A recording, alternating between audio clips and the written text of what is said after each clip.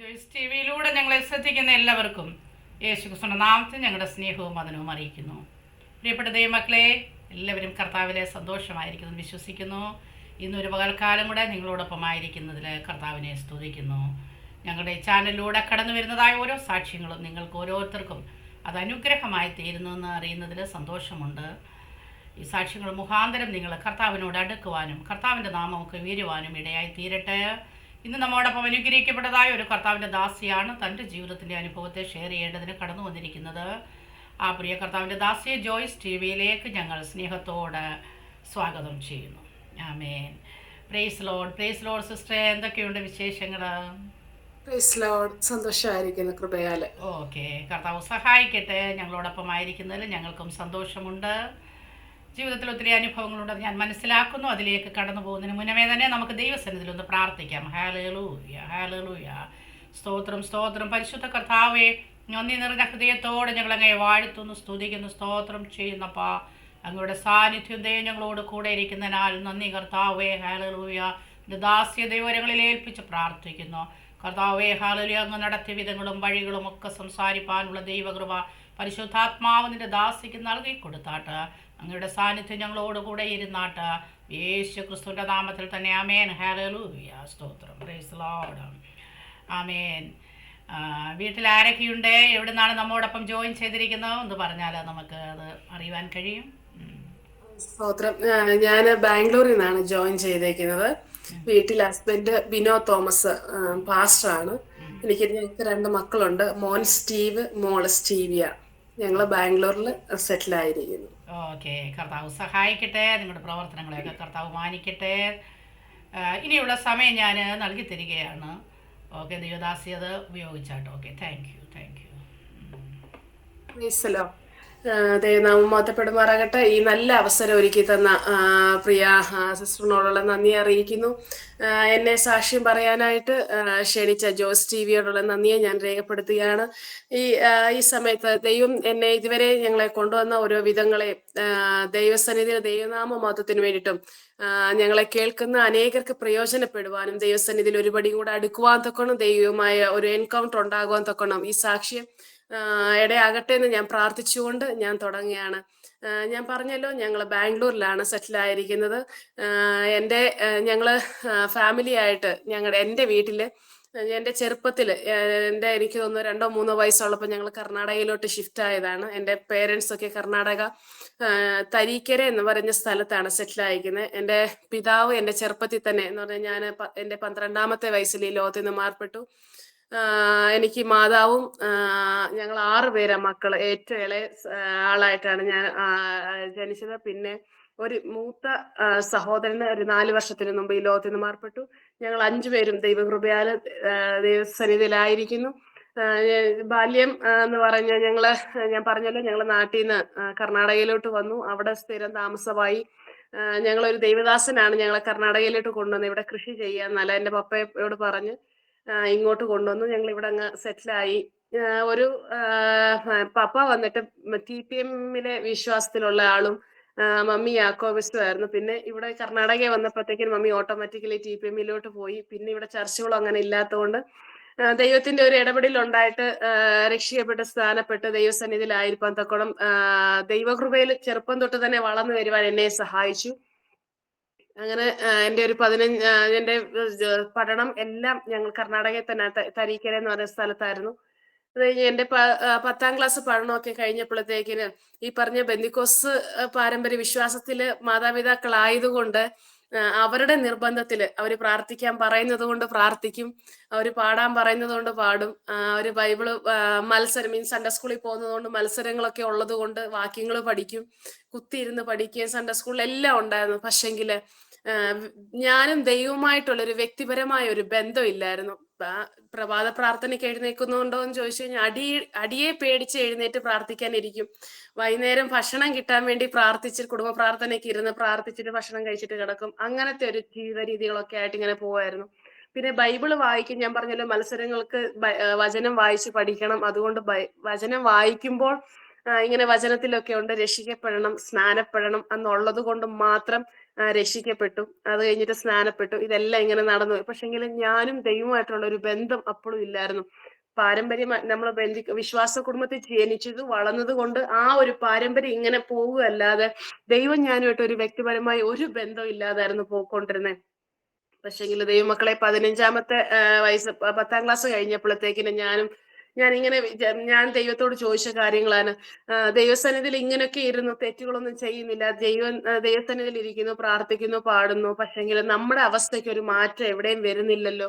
കഷ്ടപ്പാടും ദുരിതവും എല്ലാം നമ്മൾ കഷ്ടപ്പെട്ടാൽ മാത്രം നമുക്ക് പൈസ ഉണ്ട്, അത് അന്ന് അമ്മ കൊണ്ടുവരുന്നില്ല, സഹോദരങ്ങൾ കൊണ്ടുവരുന്നു, ചെലവാക്കുന്നു, അങ്ങനെ കഴിഞ്ഞു പോവുക. പക്ഷെ ഇതിലൊരു മാറ്റം നമുക്കില്ലല്ലോ എന്നുള്ള ചിന്തകളും ഇങ്ങനെ ഒത്തിരി ടെൻഷൻസും കാര്യം എന്നെ ഭരിക്കാൻ തുടങ്ങി.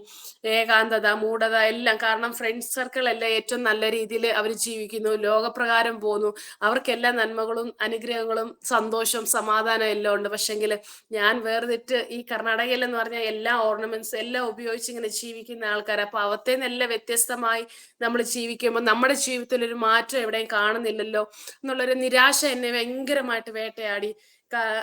ഇനി എന്തിനാ ജീവിക്കുന്നതെന്ന് പോലും ചിന്തിച്ച സമയങ്ങളുണ്ട്. അങ്ങനെ ഇരിക്കെ ഞങ്ങളുടെ ചർച്ചിൽ 3 days ഫാസ്റ്റിംഗ് പ്രെയർ നടക്കുക. 2 ദിവസം കഴിഞ്ഞ ഫാസ്റ്റിംഗ് പ്രെയർ തുടങ്ങുക. അപ്പോഴത്തേക്കും ഞാൻ വിചാരിച്ചു, ഇനി ജീവിച്ചിരുന്നിട്ട് കാര്യമില്ല. കാരണം എന്ന് പറഞ്ഞു കഴിഞ്ഞാൽ നമ്മൾ ലോകത്തിൽ നിന്ന് മാറി ജീവിക്കുന്നു, എന്നിട്ട് പോലും നമ്മുടെ ജീവിതത്തിൽ ഒരു വ്യത്യാസമോ നമ്മുടെ ജീവിതത്തിൽ ഒരു മാറ്റമോ അനുഗ്രഹങ്ങളോ ഒന്നും ഇല്ലാതെ നമ്മളിങ്ങനെ ജീവിച്ചിട്ട് കാര്യമില്ലല്ലോ എന്ന് പറഞ്ഞുകൊണ്ട് ഞാൻ സൂസൈഡ് ചെയ്യാൻ വേണ്ടിയിട്ട് ബാത്റൂമിലോട്ട് വിഷക്കുപ്പിയായിട്ട് പോയി. അവിടെ പോയി ഇങ്ങനെ കുടിക്കാനായിട്ട് കൈ ഇങ്ങനെ മേളിലോട്ട് പൊക്കിയപ്പോഴത്തേന് ഇത് തട്ടി ആരാണ്ട് മാറ്റിയതുപോലെ മാറി ബാത്റൂമിൽ തന്നെ ഇതങ്ങ് മൊത്തം വീണു. അത് വീണപ്പോഴത്തേക്കിന് അതുവരെ എനിക്ക് പേടിയില്ലായിരുന്നു. ഇത് ലീക്ക് തട്ടി താഴെ വീണപ്പോൾ പേടിയായിപ്പോയി. കാരണം ഇതിന്റെ സ്മെല്ലും അവിടുത്തെ ഇതെല്ലാം അറിഞ്ഞു കഴിഞ്ഞാൽ വീട്ടിൽ പിന്നെ ഇനി അടുത്ത അടി കിട്ടുമല്ലോ എന്നുള്ള ഒരു പേടി കൊണ്ട് ഞാൻ പെട്ടെന്ന് അതെല്ലാം കഴുകി. എന്നിട്ട് അതിന്റെ സ്മെല്ലുണ്ടായിരുന്നു, ചോദിച്ചിട്ട് ഞാൻ സമ്മതിച്ചില്ല, അറിയത്തില്ലെന്ന് പറഞ്ഞുകൊണ്ട് ഞാൻ മാറിപ്പോയി. അത് കഴിഞ്ഞ് ഞാൻ ഈ 2 ദിവസം കഴിഞ്ഞപ്പോഴത്തേക്കിന് അപ്പൊ ഞാനിപ്പോ മരിക്കാൻ പോലും പറ്റാത്ത ഒരു അവസ്ഥയാണല്ലോ എന്നുള്ള ഇങ്ങനെ പറഞ്ഞുകൊണ്ട് ഞാൻ അകത്തോട്ട് കയറി. പിന്നെ 2 ദിവസം കഴിയുമ്പോഴത്തേക്കും ഫാസ്റ്റിംഗ് പ്രെയർ തുടങ്ങുക. 3 ദിവസം ഫാസ്റ്റിംഗ് പ്രെയർ. ആ 3 ദിവസം ഫാസ്റ്റിംഗ് പ്രെയറിൽ ഞാനും ഇതേപോലെ ഫാസ്റ്റിങ്ങിന് പോയി. ഈ ഞാൻ പറഞ്ഞല്ലോ മാതാവിന്റെ സഹോദരങ്ങളുടെ നിർബന്ധത്തിന് ഞാൻ പോയി ഫാസ്റ്റിങ്ങിന് പോയി ഇരുന്ന്. അവിടെ ഒരു ഗസ്റ്റ് സ്പീക്കർ വന്ന് ആ ദേവദാസൻ ഫാസ്റ്റിങ്ങിന് ഇരുന്നപ്പോ തൊട്ട് എന്നെ ഇങ്ങനെ ശ്രദ്ധിച്ചു നോക്കുന്നുണ്ട്. അപ്പോഴും ബൈബിള് റീഡിങ് ഒക്കെ ഞാനാണ്, എല്ലാം ചെയ്യുന്നുണ്ട്. അപ്പൊ എന്നെ ശ്രദ്ധിച്ച് പുള്ളി പ്രസംഗിക്കാൻ എഴുന്നേറ്റപ്പോഴും എന്നെ രൂക്ഷമായി നോക്കുന്നുണ്ട്. ഞാൻ അപ്പൊ മനസ്സിൽ വിചാരിച്ചു, ഈ പുള്ളി എന്നെ ഇങ്ങനെ നോക്കുന്ന എന്തിനാന്നൊക്കെ ഞാൻ ഇങ്ങനെ ഞാൻ ചിന്തിച്ചു. അത് കഴിഞ്ഞ് പ്രെയർ കഴിഞ്ഞ് ആശീർവാദം പറഞ്ഞപ്പോഴത്തേക്കിന് ഈ വന്ന ഗസ്റ്റ് പാസ്റ്റർ ഞങ്ങളുടെ ചർച്ചിലെ പാസ്റ്ററോട് പറഞ്ഞു, ഈ കൊച്ചിന് വേണ്ടി ഒന്ന് പ്രാർത്ഥിക്കണോന്ന് പറഞ്ഞു. അത് കേട്ടപ്പോഴത്തേക്കിന് എനിക്ക് ഉള്ളിന്റെ ഉള്ളിൽ നിന്ന് ഒരു പേടിയോ ഭയോ എല്ലാം വന്നു. എന്തുകൊണ്ടാ എന്നെ ഇങ്ങനെ പ്രാർത്ഥിക്കണോന്നൊക്കെ പറയുന്നതെന്ന് അറിയത്തില്ലല്ലോ എന്ന് പറഞ്ഞുകൊണ്ട് ഇങ്ങനെ. അത് കഴിഞ്ഞ് പുള്ളി അപ്പം എൻ്റെ മമ്മിയുണ്ട്, ഞാനും അമ്മയും കൂടെ പുള്ളി വരുന്ന റൂമിലോട്ട് 2 പേരും കൂടെ പോയി. ഞാൻ മുമ്പിൽ കയറിപ്പോയി, എൻ്റെ പുറകിൽ അമ്മ വരുന്നു. അപ്പൊ ഈ ദേവദാസൻ പറഞ്ഞു, ഓരോരുത്തരെ വരാവുള്ളൂ, അമ്മച്ചി അങ്ങ് പുറകോട്ട് പോയിരുന്നോളൂ. എനിക്കുള്ള ധൈര്യം മൊത്തം ചോർന്നു പോയി, ഒറ്റയ്ക്കേ ഉള്ളൂ. എന്നാ ചെയ്യുന്നേ? ഈ ദേവദാസൻ ദൈവാത്മാവ് പറഞ്ഞ കാര്യങ്ങൾ മൊത്തം ഞാൻ ജനിച്ച അന്ന് തൊട്ടുള്ളത് ഈ നിമിഷം ഇന്നേ വരെയുള്ള ചിന്തിച്ചതും ചെയ്തതും എല്ലാ പ്രവർത്തികളും ഇങ്ങനെ വിവരിക്കാൻ തുടങ്ങി. ഇങ്ങനെ പറയുമ്പോൾ ഞാൻ അപ്പോഴും എനിക്ക് ഈ വിശ്വാസമൊന്നും വരുന്നില്ല. ഞാൻ പറഞ്ഞല്ലോ, മാതാപിതാക്കളുടെ ഒരു നിർബന്ധത്തിനെല്ലാം ചെയ്യുന്നു, അല്ലാതെ വ്യക്തിപരമായ ഒരു വിശ്വാസമൊന്നും ഇല്ല. അപ്പോൾ ഈ പുള്ളിയോട് ആരാ ഇതെല്ലാം പറഞ്ഞു കൊടുത്തത്, ഇതെന്തുകൊണ്ട് എന്നെ ഇങ്ങനെ ഇതാക്കുന്നതെന്നൊക്കെ ചോദിച്ചു. ഞാൻ മനസ്സിൽ ചിന്തിച്ചുകൊണ്ട് ഇതൊന്നും ഞാൻ സമ്മതിച്ചു കൊടുക്കുന്നില്ല. ബാക്കി ബാല്യം എല്ലാം സമ്മതിച്ചു, അങ്ങനെ ആയിരുന്നു, അതെ അതെ അതെ എല്ലാം അതെ. പക്ഷെ ഈ 2 ദിവസത്തിന് മുമ്പ് നടന്ന സംഭവം ഞാൻ സമ്മതിക്കത്തില്ലായിരുന്നു. പക്ഷെങ്കിൽ പുള്ളി രണ്ടാമത് എടുത്തു പരിശുദ്ധാത്മാവ് ഇങ്ങനെ പറയുന്നേ കുഞ്ഞേ എന്ന് പറഞ്ഞുകൊണ്ട് ഇങ്ങനെ പറഞ്ഞു. ഞാൻ ദൈവസന്നിധിയിൽ സമർപ്പിക്കപ്പെട്ടു, ആ നിമിഷം സമർപ്പിക്കപ്പെട്ടു. അന്ന് വൈകുന്നേരം ഞാനും പരിശുദ്ധാത്മാവുമായിട്ടൊരു എൻകൗണ്ടർ ഉണ്ടായി. കാരണം ഞാൻ ഇത്രയും വിവരിച്ച് പറയാൻ കാരണം, നമ്മൾ പാരമ്പര്യമായിട്ട് വരുന്നുണ്ട് ഈ തലമുറകളിൽ ആവശ്യമുള്ളത് പരിശുദ്ധാത്മാവിന്റെ നിയന്ത്രണത്തിൽ നമ്മൾ എപ്രകാരമായിരിക്കണോ എന്നുള്ളത് നമ്മൾ ചിന്തിക്കണം. നമ്മുടെ മാതാപിതാക്കളോ ഇല്ല നമ്മുടെ സഹോദരങ്ങളോ വിശ്വാസത്തിലുണ്ടെന്ന് പറഞ്ഞ് നമ്മൾ ആ ഒരു ഇതിൽ പോയത് കൊണ്ട് നമുക്ക് ജീവിച്ച് മുന്നേറാൻ പറ്റത്തില്ല വിശ്വാസ ജീവിതത്തിൽ. പക്ഷെങ്കിൽ അന്ന് വൈകുന്നേരം പരിശുദ്ധാത്മാവുമായിട്ട് ഒരു എൻകൗണ്ടർ എൻ്റെ ജീവിതത്തിൽ ഉണ്ടാകുവാൻ ഇടയായി. കാരണം എന്ന് പറഞ്ഞു കഴിഞ്ഞാൽ അന്ന് ഉച്ചയ്ക്ക് പ്രാർത്ഥിച്ച് ഞാൻ വീട്ടിൽ കടന്നുപോയി. അന്ന് വൈകുന്നേരം ഞാൻ പ്രാർത്ഥിച്ചുകൊണ്ടിരുന്നപ്പോൾ പരിശുദ്ധാത്മാവ് എന്റെ മുറിയിൽ ഇറങ്ങി ഇങ്ങനെ സംസാരിക്കാനിടയായി. ദൈവശബ്ദം ഞാൻ കേൾക്കാൻ തക്കോണം ഇടയായി. പരിശുദ്ധാത്മാവിനെ അന്ന് ഞാൻ സറണ്ടർ ചെയ്തു. കാരണം എന്ന് പറഞ്ഞു കഴിഞ്ഞാൽ, ദൈവമേ, എന്റെ വാക്കില് സംസാരം ഞാൻ പലപ്പോഴും ഞാൻ ചിന്തിച്ചു പോയി, എന്തുകൊണ്ട് വിശ്വാസ ജീവിതത്തിൽ വന്നിട്ട് നമ്മുടെ ജീവിതത്തിൽ എന്തുകൊണ്ട് ഇങ്ങനെയൊക്കെ സംഭവിക്കുന്നു എന്നുള്ള ഒരു ചിന്തകളൊക്കെ പലപ്പോഴും വേട്ടയാടിക്കൊണ്ടിരുന്ന നിമിഷം. അപ്പൊ എനിക്ക് മനസ്സിലായി, നമ്മൾ പിശാച് നമ്മൾ ദൈവമായിട്ടുള്ള ഒരു അടുപ്പത്തിന് വിടാതെ നമ്മളെ പിന്നോട്ട് വലിച്ചോണ്ടിരുന്ന സംഭവങ്ങളായിരുന്നെന്ന് എനിക്ക് മനസ്സിലായി. അന്ന് വൈകുന്നേരം പരിശുദ്ധാത്മ എന്നോട് സംസാരിച്ചു, ഉദരത്തിൽ വെച്ച് നിന്നെ നശിപ്പിച്ച് കളയാനായിട്ട് പ്ലാൻ ഇട്ടതായിരുന്നു പിശാച്. പക്ഷെങ്കിൽ അവിടെ നിന്ന് നിന്നിൽ നിന്നെ കൊണ്ട് എനിക്ക് പ്രയോജനം ഉള്ളത് കൊണ്ട് നിന്നെ അവിടെ നിന്നെല്ലാം വഴിമാറ്റി ഇതുവരെയും കൊണ്ടുവന്ന് എത്തിച്ചത് ഞാനാന്നുള്ളൊരു ശബ്ദം ഞാൻ ഡയറക്റ്റ്ലി കേൾക്കുവാനിടയായി. ഇതിന്റെ ഇടയിൽ പറയട്ടെ, ഈ ദേവദാസൻ ഉച്ചയ്ക്ക് എന്നോട് സംസാരിച്ചായിരുന്നു. പരിശുദ്ധാത്മാവ് ഇപ്രകാരം പറയുന്നു, പരിശുദ്ധാത്മാവ് കഴിഞ്ഞ ദിവസം നീ സൂസൈഡ് ചെയ്യാൻ പോയപ്പോഴും പരിശുദ്ധാത്മാവാണ് അത് നിന്റെ കൈ തട്ടി മാറ്റിയത്. കാരണം നിന്നെ കൊണ്ട് പ്രയോജനമുണ്ട് ദൈവത്തിന്, അതുകൊണ്ടാണ് ആ ശബ്ദം കേട്ടു. വൈകുന്നേരം പരിശുദ്ധാത്മാവ് ഡയറക്റ്റായിട്ട് എന്നോട് സംസാരിച്ചത് ഏതായിരുന്നു, നിന്നോട് ഈ കുടുംബത്തിൽ തന്നെ ആണോ എന്നുള്ളൊരു മാറാക്കി നിന്റെ അവസ്ഥകളെ, നിന്റെ സ്വഭാവത്തെ, നിന്റെ സംസാരത്തെ, നിന്റെ ഇടപെടലിനെ എല്ലാം മാറ്റി നിർത്തുന്ന ഒരു കാലഘട്ടമാണെന്നുള്ളത് കേൾക്കുവാനിടയായി. ദൈവശബ്ദം കേൾക്കുവാൻ തക്കോണം ഇടയായി. അത് കഴിഞ്ഞ് എൻ്റെ ഡിഗ്രിയൊക്കെ കഴിഞ്ഞു. ഞാൻ ബൈബിൾ കോളേജിൽ പോയി.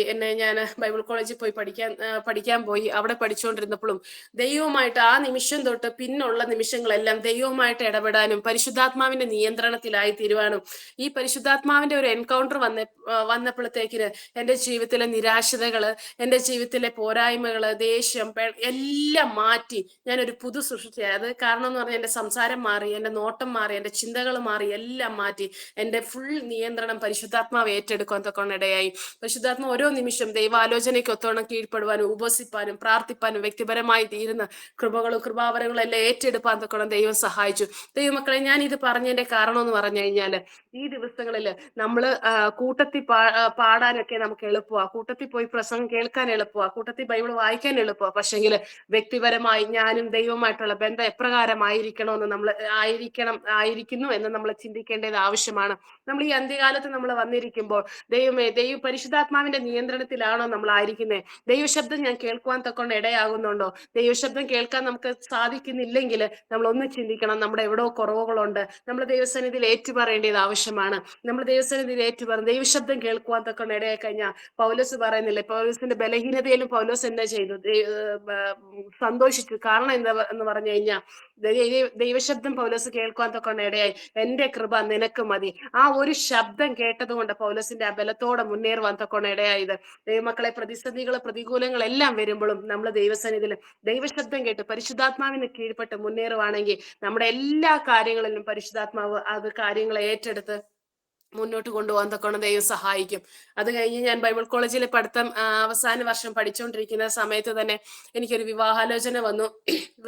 അത് നമ്മുടെ ചർച്ചിൽ ഫാസ്റ്റിംഗ് പ്രയറിന്, ഇതേപോലത്തെ ഒരു ഫാസ്റ്റിംഗ് പ്രയറിന് വിളിച്ച് ദേവദാസൻ അവിടെ വന്നപ്പം നമ്മുടെ ചർച്ചിലെ ദേവദാസൻ പറഞ്ഞു, ഇങ്ങനെ ഒരു കുഞ്ഞുണ്ട്, വിവാഹത്തിന് താല്പര്യം ഉണ്ടോ എന്നൊക്കെ ചോദിച്ചു. അപ്പൊ ആ ദേവദാസൻ പറഞ്ഞു, ഞാൻ ആലോചിക്കാൻ, പ്രാർത്ഥിച്ച് ദൈവഹിതമാണെങ്കിൽ നമുക്ക് മുന്നോട്ട് കൊണ്ടുപോകാന്ന് പറഞ്ഞു. അത് കഴിഞ്ഞ് എന്നോട് ഇങ്ങനെ വിളിച്ച് ദേവദാസൻ ചോദിച്ചു, ഇങ്ങനെ വിവാഹത്തിന്റെ, ഞാൻ ദൈവഹിതമാണെങ്കിൽ പരിശുദ്ധാത്മ എങ്ങനെ പറയുന്നു, ദൈവത്തിന്റെ ഇത് എന്താണോ അറിയത്തില്ല, അതുപോലെ മുന്നോട്ട് പോട്ടെ എന്ന് പറഞ്ഞുകൊണ്ട് ഞാൻ ദൈവത്തിൽ ആശ്രയിച്ച് പറയാൻ തക്കണം സാധിച്ചു. അത് കഴിഞ്ഞിട്ട് ഞാൻ പഠനം പൂർത്തീകരിച്ചു വീട്ടിൽ വന്നപ്പോഴത്തേക്കിന് ഇപ്പൊ വിവാഹം കഴിച്ചിരിക്കുന്ന ബിനോ പാസ്റ്റർ ദേവദാസൻ അവിടെ വരികയും എന്നെ കാണുകയും നമ്മൾ സംസാരിച്ചു. അപ്പോഴും ദേവദാസൻ പറഞ്ഞു, ദൈവഹിതമാണെങ്കിൽ നമുക്ക് വീണ്ടും കാണാം എന്ന്. ഞാൻ ഫാസ്റ്റിങ്ങിന് ദൈവം എന്തോ ആണ് പറയുന്നത്, അതിനൊത്തോണം നമുക്ക് മുന്നേറാന്ന് പറഞ്ഞു. ഞാനും പ്രാർത്ഥിച്ചു, ദൈവമേ, ദൈവഹിതം ഉള്ളത് മാത്രമേ എൻ്റെ ജീവിതത്തിൽ നടക്കാവുള്ളൂ. കാരണം എന്ന് പറഞ്ഞു കഴിഞ്ഞാൽ എനിക്ക് കിട്ടിയേക്കുന്ന കാഴ്ചപ്പാടും ഞാൻ ദൈവസന്നിധിയിൽ ആശ്രയിക്കുന്ന ആശ്രയവും വിശ്വാസത്തിനൊത്തവണ്ണം ഒരു പാർട്ട്ണറെ കിട്ടിയില്ലെങ്കിൽ നമ്മൾ തകർന്നു പോയില്ല, നമ്മൾ പതറിപ്പോകും. ആ ഒരു പ്രാർത്ഥനയിലായിരുന്നു. ദൈവമേ, നമ്മുടെ വിശ്വാസം എനിക്ക് കിട്ടി, ദൈവത്തിന്റെ ഒരു എൻകൗണ്ടർ എനിക്ക് എൻ്റെ ജീവിതത്തിൽ ഉണ്ടായെങ്കിൽ, ദൈവത്തിന് എന്നെ കുറിച്ച് പ്ലാൻ ഉണ്ട്, ഇല്ല എനിക്ക് എന്നെ ഉപയോഗിക്കാൻ ദൈവത്തിന് പ്ലാൻ ഉണ്ടെങ്കിൽ ഞാൻ അങ്ങനത്തെ ഒരു സ്ഥലത്ത് പോയി നിന്നിട്ടേ പ്രയോജനമുള്ളൂ. അല്ലാതെ നമുക്ക് അങ്ങനെ ഉപയോഗപ്പെടാത്തവണ്ണം പോയി നിന്നിട്ട് ഒരു കാര്യമില്ലല്ലോ കർത്താവേ എന്ന് പറഞ്ഞുകൊണ്ട് ഞാൻ പ്രാർത്ഥിക്കാൻ ഇടയായി. ഏതായാലും ദൈവത്തിന്റെ കരുണയാൽ ആ വിവാഹം തന്നെ എൻ്റെ ജീവിതത്തിൽ നടക്കുവാൻ തക്കൊണ്ട് സഹായിച്ചു. ഒരുമിച്ച് അത് കഴിഞ്ഞ് ദേവദാസൻ എന്നെ പെൺകാണൽ എന്നുള്ളൊരു ചടങ്ങിനോട്ട് വീട്ടിൽ വന്നപ്പോഴത്തേക്കിന് പേരൻസ് എല്ലാം ഉണ്ട്, ദേവദാസനുണ്ട്, ചർച്ചിലെ പാസ്റ്ററും ഉണ്ട്. അപ്പൊ എന്നോട് പറഞ്ഞു എനിക്ക് സംസാരിക്കണം, എന്നോട് സംസാരിക്കണം ദേവദാസൻ പറഞ്ഞു. എന്നോട് സംസാരിച്ചപ്പോൾ ആദ്യത്തെ ചോദ്യം ഇതായിരുന്നു, ഇപ്പൊ നമ്മള് ഞാനൊരു പാസ്റ്ററാണ്, ഇപ്പൊ എന്റെ പക്കൽ കാണാൻ എന്തെങ്കിലുമൊക്കെ കാണും, പക്ഷെങ്കിലും നാളെ ദൈവനാമപ്രതി പട്ടിണി കിടക്കാനും തെരുവിൽ കിടക്കാനും അടി കൊള്ളാനും തയ്യാറാണോ എന്ന് എന്നോട് ചോദിച്ചു. അപ്പൊ എന്റെ ഉള്ളിൽ ഇങ്ങനെ എന്തോ ഒരു തീ കത്തുന്ന പോലെ ആയിപ്പോയി. കാരണം എന്റെ ദർശനവും പരിശുദ്ധാത്മാവ് എന്നോട് സംസാരിച്ചതും എല്ലാം ഇങ്ങനെ ലിങ്ക് ആയതുപോലെ ഞാനപ്പം ഉറപ്പോടെ ഒരു സെക്കൻഡ് പോലും ചിന്തിക്കാതെ എനിക്ക് പറയാനിടയായി, ദൈവനാമപ്രതിയാണെങ്കിൽ ഞാൻ ഇതെല്ലാം സഹിക്കാൻ റെഡിയാ എന്ന് പറഞ്ഞു. ഒറ്റ ചോദ്യം ചോദിച്ചോളൂ, ദൈവനാമപ്രതി പട്ടിണി കിടക്കാനും തെരുവിൽ കിടക്കാനും ഒക്കെ റെഡിയാണോ എന്ന് ചോദിച്ചു. ഞാൻ ഒന്നും ചിന്തിച്ചില്ല, ദൈവനാമപ്രതി ആണെങ്കിൽ ഇതെല്ലാം ചെയ്യാൻ ഞാൻ റെഡിയാ എന്ന് പറഞ്ഞു. അങ്ങനെ എന്റെ വിവാഹം നടക്കാൻ തക്കൊണ്ട് ഇടയായി. അത് കഴിഞ്ഞ് വിവാഹം ഉറപ്പിച്ചു. ഈ അച്ഛന്റെ വീട്ടുകാര്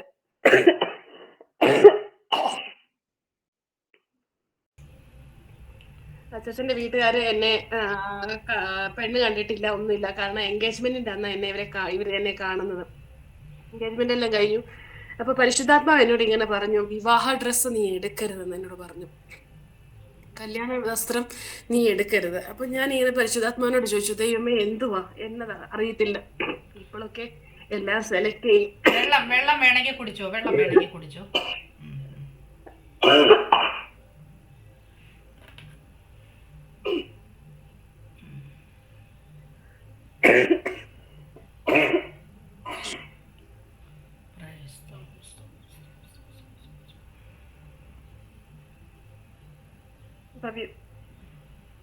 വിവാഹവസ്ത്രം എന്നോട് പറഞ്ഞു, കല്യാണ ഡ്രസ്സ് എടുക്കല്ലെന്ന് പരിശുദ്ധാത്മാവ് പറഞ്ഞു.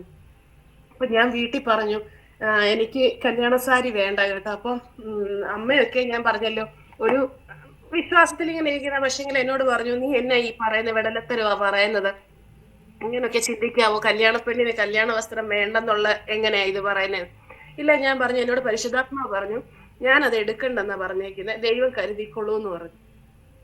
അത് കഴിഞ്ഞ് ഞങ്ങളിങ്ങനെ അവിടെ എന്റെ കല്യാണം ഞാൻ പറഞ്ഞു, ഞങ്ങൾ കർണാടകയില, പക്ഷെങ്കിൽ എന്റെ കല്യാണം വന്നിട്ട് കോട്ടയത്ത് വെച്ചാണ് നടക്കുന്നത്. ഞങ്ങൾ അവിടുന്ന് കോട്ടയത്ത് പോകുമ്പോഴും എനിക്ക് കല്യാണ ഡ്രസ്സ് ഇല്ല. നാളെ ഒരു തേഴ്സ്ഡേ ആയിരുന്നു കല്യാണം, ഞങ്ങളൊരു ട്യൂസ്ഡേ ആയി ഇവിടുന്ന് പോകുന്നത്. അപ്പോഴും എനിക്ക് കല്യാണ ഡ്രസ്സ് എന്തുവാന്നോ കല്യാണം ഒന്നും എനിക്ക് അറിയത്തില്ല. അന്നിടുന്ന ഒരു സെറ്റ് പോലും നീ വാങ്ങല്ലെന്നാ പറയുക, വാച്ച് തൊട്ട് ചെരുപ്പ് തൊട്ട് സാരി ഒന്നും വാങ്ങല്ലെന്ന പരിശുദ്ധാത്മാവിന്. ഞാൻ അതേപടി ഞാൻ വീട്ടിലും പറഞ്ഞു. അവർക്ക് ഭയങ്കര ആദ്യം, കാരണം കല്യാണത്തിന് പോവാ, കല്യാണ പെണ്ണിനുള്ള ഡ്രസ്സില്ല എന്നുള്ളത്. ഞാൻ ഇങ്ങനെ പ്രാർത്ഥിച്ചുകൊണ്ടിരിക്കുക, ദൈവമേ ദൈവശബ്ദം കേട്ടിട്ട് അങ്ങ് എന്നോട് സംസാരിച്ചത് കൊണ്ടാണ് ഞാൻ ഇവിടെ പറഞ്ഞിരിക്കുന്നത്, ലജ്ജിപ്പിക്കല്ലേ എന്നുള്ള പ്രാർത്ഥനയിൽ തന്നെയായിരുന്നു. അത് കഴിഞ്ഞ് ഇങ്ങനെ പ്രാർത്ഥിച്ചുകൊണ്ടിരുന്നു. ട്യൂസ്ഡേ കഴിഞ്ഞു, വെഡ്നസ്ഡേ കഴിഞ്ഞു, വെഡ്നസ്ഡേ വൈകിട്ട് ആയിട്ടും കല്യാണ സാരി ഇല്ല, ഡ്രസ്സും ഇല്ല, ഒന്നുമില്ല. അപ്പോഴും ദൈവശബ്ദം ഞാനിങ്ങനെ കേൾക്കുന്നു, ദൈവത്തിൽ ആശ്രയിക്കുക, ദൈവത്തിൽ ആശ്രയിക്കുക, ദൈവത്തിൽ ആശ്രയിക്കാന്ന് ഞാനിങ്ങനെ പ്രാർത്ഥിച്ചുകൊണ്ടിരിക്കുകയും ഞങ്ങളോട് ഇന്നേ വരെ ആരും പറഞ്ഞിട്ട് പോലും ഇല്ലായിരുന്നു. ഒരു അങ്കിള് അന്ന് കല്യാണത്തിന് ഇടാനുള്ള ഡ്രസ്സ് ഫുള്ള് സെറ്റായിട്ട് എനിക്ക് കൊണ്ടുവന്ന് തരുവാൻ തൊക്കെ ഇടയായി. പരിശുദ്ധാത്മാ അന്ന് എന്നോട് പറഞ്ഞതാ, ദൈവത്തിന്റെ കരുതൽ ഇതൊക്കെയാ. ദൈവസന്നിധിയിൽ ദൈവഹിതത്തിന് ഏൽപ്പിച്ചു കൊടുത്തു കഴിഞ്ഞാൽ ദൈവം ഇപ്രകാരമാണ് കരുതുന്നത്. തലേ ദിവസം രാത്രി 7 മണി കഴിഞ്ഞ സമയത്ത്, കല്യാണം നാളെയാണ്, തലേ ദിവസം രാത്രി. അപ്പം എല്ലാരും ചോദിക്കുന്നുണ്ട്, സാരി എടുത്തോ, സാരി ഏത് കളറാ, എങ്ങനെയാ, എന്തുവാ? ഞാൻ എല്ലാം പറഞ്ഞു, ഏറ്റവും നല്ലതാ എടുത്തേക്കുന്നത്, ആ കടയിലുള്ളതിൽ ഏറ്റവും നല്ലതാ എനിക്ക് കിട്ടിയേക്കുന്നതൊക്കെ ഞാൻ വിശ്വാസത്തിൽ ഇങ്ങനെ പ്രഖ്യാപിച്ചുകൊണ്ടിരിക്കുക. അതിൻ്റെ ഇടയിൽ ഞാൻ പറഞ്ഞൊരു പരിശുദ്ധാത്മ ഇങ്ങനെ പറഞ്ഞു, നമ്മൾ മനുഷ്യരായതുകൊണ്ട് അല്പ ടെൻഷനും ഉണ്ട്, പക്ഷെങ്കിൽ ദൈവം ദൈവം വിശ്വസ്ത ദൈവമാണ്. അന്ന് 7 മണി കഴിഞ്ഞപ്പോഴത്തേക്കിന് ഇങ്ങനെ റോള് ചെയ്ത് ഒരു റോള് കൊണ്ടുവന്ന് എൻ്റെ മുമ്പിൽ ഒരു അങ്കിള് കൊണ്ടുവന്ന് വെച്ചു. അപ്പൊ പറഞ്ഞു, ഇതാണ് കല്യാണ സാരി. അത് അന്ന് ഇടാനുള്ള സെറ്റ് ഫുള്ള്, വാച്ച് തൊട്ട് ചെരുപ്പ് തൊട്ട് സാരി ബ്ലൗസ് എല്ലാം. ഞാനിങ്ങനെ ആലോചിക്കുവായിരുന്നു, ദൈവത്തിന്റെ കരുതല്. ദൈവസന്നിധിയിൽ നമ്മൾ സമർപ്പിച്ചു കഴിഞ്ഞാൽ നമ്മുടെ എല്ലാ കാര്യങ്ങളും ദൈവം നോക്കിക്കൊള്ളൂ എന്ന് ദൈവത്തിന്റെ വചനത്തിൽ പറഞ്ഞിട്ടുണ്ടെങ്കിൽ അത് നമ്മുടെ ജീവിതത്തിൽ നിറവേറിയേ പറ്റത്തുള്ളൂ. നമ്മൾ ദൈവത്തിന്റെ വചനം വായിച്ചു വിടുക മാത്രമല്ല, ആ വചനം ഈ വചനം നമ്മുടെ കയ്യിൽ തന്നിട്ടുണ്ടെങ്കിൽ അതിൽ ഓരോ വാക്കുകളും അത് നമ്മുടെ ജീവിതത്തിൽ നിറവേറപ്പെടേണ്ടത് ആവശ്യമാണ്. അത് കഴിഞ്ഞ് വിവാഹം എല്ലാം കഴിഞ്ഞു ഭംഗിയോടെ ദൈവത്താൽ അനുഗ്രഹിക്കപ്പെട്ട ദൈവദാസന്മാരുടെ എല്ലാ അനുഗ്രഹത്തോടെ വിവാഹം എല്ലാം കഴിഞ്ഞു. അത് കഴിഞ്ഞ് ബാംഗ്ലൂരിലോട്ട് ഒരാഴ്ചത്തേക്കിനകം ബാംഗ്ലൂരിലായിരുന്നല്ലോ അച്ഛൻ, അതുകൊണ്ട് ബാംഗ്ലൂരിലോട്ട് ഞങ്ങൾ താമസം ഇങ്ങോട്ട് വരിക. വന്ന് വന്നു കഴിഞ്ഞ് ഇവിടെ താമസം തുടങ്ങിയപ്പോഴത്തേക്കിന് പിറ്റേ ദിവസമായപ്പോഴത്തേക്കും ദേവദാസന്മാരും ഇവിടെ ഇപ്പൊ പ്രാർത്ഥിക്കാനായിട്ട് വിശ്വാസികളും ആൾക്കാരും കാണാനും എല്ലാവരും ഇങ്ങനെ ഉച്ചയ്ക്കും രാവിലെ വൈകിട്ടുമായിട്ട് പ്രാർത്ഥിപ്പിക്കാൻ എല്ലാം ആയിട്ട് ആൾക്കാർ വരും. അപ്പൊ അച്ഛൻ്റെ ഒരു നിർബന്ധമുണ്ട്, വരുന്നവർക്കെല്ലാം ഫുഡ് കൊടുക്കണം. ഏത് നേരത്തെ അവർ വരുന്നത്, ഇപ്പൊ രാവിലെ വരുന്നെങ്കിൽ അവർക്ക് രാവിലത്തെ ബ്രേക്ക്ഫാസ്റ്റ് കൊടുത്തു വിടണം, ഉച്ചയ്ക്ക് സമയത്താണ് വരുന്നെങ്കിൽ ഉച്ചയ്ക്കത്തെ, അങ്ങനെ എല്ലാ സമയവും ഫുഡ് കൊടുക്കണം. എനിക്ക് ഫുഡ് ഉണ്ടാക്കാനൊന്നും അറിയത്തില്ല. ഒന്നോ രണ്ടോ പേർക്ക് ഉണ്ടാക്കാൻ അറിയാം, അല്ലാതെ നമ്മൾ ഈ ജസ്റ്റ് ഇപ്പൊ കോളേജിലാണെങ്കിൽ ഇങ്ങനെ അറിയാം. പക്ഷെങ്കിൽ ഈ 5-6 പേരൊക്കെ കാണുമ്പോൾ ഞാനിങ്ങനെ പതറി നിൽക്കുക, അല്ലാതെ എനിക്കൊന്നും ചെയ്യാൻ പറ്റത്തില്ല. ഒരു ദിവസം ഉണ്ടാക്കി മൊത്തം കുളവായി. ഇത് വായി വെക്കാൻ പറ്റില്ല, ഒന്നെങ്കിൽ എരിവില്ലെങ്കിൽ ഉപ്പില്ലെങ്കിൽ പുളി എല്ലാം കൂടുതലോ ഇല്ലെങ്കിൽ ഒന്നും ഇല്ലാത്ത അവസ്ഥ. അപ്പൊ അച്ഛൻ എന്നോട് ചോദിച്ചു, നിനക്ക് ഫുഡ് ഉണ്ടാക്കാനൊന്നും അറിയത്തില്ല? ഞാൻ പറഞ്ഞു, 1-2 പേർക്ക് ഉണ്ടാക്കാൻ അറിയാം, ഈ ഇത്രയും ആൾക്കാർക്ക് എനിക്ക് ഉണ്ടാക്കാൻ അറിയുന്നില്ലെന്ന് പറഞ്ഞു. അപ്പൊ അച്ഛൻ പറഞ്ഞു, കുഞ്ഞെ ഇത് നീ പ്രാർത്ഥിച്ച് നേടിയേ പറ്റത്തുള്ളൂ എന്ന് പറഞ്ഞു. ഇത് ഇത്ര ഒറ്റ വാക്കി പറഞ്ഞു, കുഞ്ഞെ നീ പ്രാർത്ഥിച്ച് നേടിയേ പറ്റത്തുള്ളൂ. ദൈവമക്കളെ, ഞാൻ ഒരു കാര്യം പറയട്ടെ, ഞാൻ ശരിക്കും അവിടെ തകർന്നു പോയി. കാരണം എന്ന് പറഞ്ഞു കഴിഞ്ഞാൽ ഇത്രയും ദൈവം എന്നെ നടത്തി, ദൈവം ഇതുവരെയും കൊണ്ടുവന്നു, എല്ലാം ചെയ്തു. ദൈവമേ അങ്ങയുടെ നാമം ഇതിൽ കൂടെ, കാരണം ഒരു ദൈവദാസന്റെ ഭവനം ആകുമ്പോൾ അനേകർ വരും, അവരെ കരുതാനുള്ള മനസ്സ് നമുക്ക് വേണമല്ലോ. മനസ്സുകൊണ്ട് ചിരിച്ചു കാണിച്ചാലും അതൊന്നുമല്ല, അവർ ഏത് അവസ്ഥയല്ല നമ്മുടെ ഭവനങ്ങളിൽ കയറി വരുന്നതെന്ന് അറിയത്തില്ല. അതിനെല്ലാത്തിനും നമ്മൾ നിറഞ്ഞവരായിരിക്കണമെന്ന് ഞാൻ കേട്ടേക്കുന്നത്. പക്ഷേ എനിക്കിത് ഫുഡൊന്നും ഉണ്ടാക്കാൻ അറിയത്തില്ലെന്നല്ല, 1-2 പേർക്ക് ഉണ്ടാക്കാനില്ല, 1-2 പേർക്ക് ചായ ഇടാനൊക്കെ അറിയാം, അതിനപ്പുറം എനിക്ക് അറിയത്തില്ല. ഇങ്ങനെ പ്രാർത്ഥിച്ചു. ദൈവമക്കളെ, അന്ന് ഞാൻ ഇങ്ങനെ പ്രാർത്ഥിച്ചു, മുട്ടയിൽ ഞാൻ കരയുവാണോ പ്രാർത്ഥിക്കണോ എന്ന് എനിക്കറിയത്തില്ല. പരിശുദ്ധാത്മാവെ എന്നെ നിയന്ത്രിക്കണം. എനിക്ക് എൻ്റെ അവസ്ഥ ഇതാ. അനേക ദൈവമക്കളെ വരുന്നു, പ്രാർത്ഥിപ്പിക്കുന്നു, അവരെ വെറുതെ വിടാനായിട്ട് താല്പര്യമില്ല. പരിശുദ്ധാത്മാവെ എന്നെ സഹായിക്കണം. പരിശുദ്ധാത്മാവ് നിയന്ത്രിക്കണം, എൻ്റെ കാര്യങ്ങളെല്ലാം നിയന്ത്രിക്കണം. നാളെ പ്രഭാതം തൊട്ട് എനിക്ക് ഫുഡ് ഉണ്ടാക്കി വരുന്ന, ഇനി എത്ര പേര് വന്നാലും അവർക്ക് ഫുഡ് ഉണ്ടാക്കി കൊടുക്കണം. ഇപ്പൊ ഞാനിത് പറയുമ്പോൾ ഫുഡെല്ലാം നല്ലപോലെ പാചകം ചെയ്യുന്നവർക്ക് ഇതൊരു അതിശയമല്ലായിരിക്കും. പക്ഷെ എൻ്റെ ജീവിതത്തിൽ പരിശുദ്ധാത്മാവ് ചെയ്ത് വലിയൊരു കാര്യമാണ്.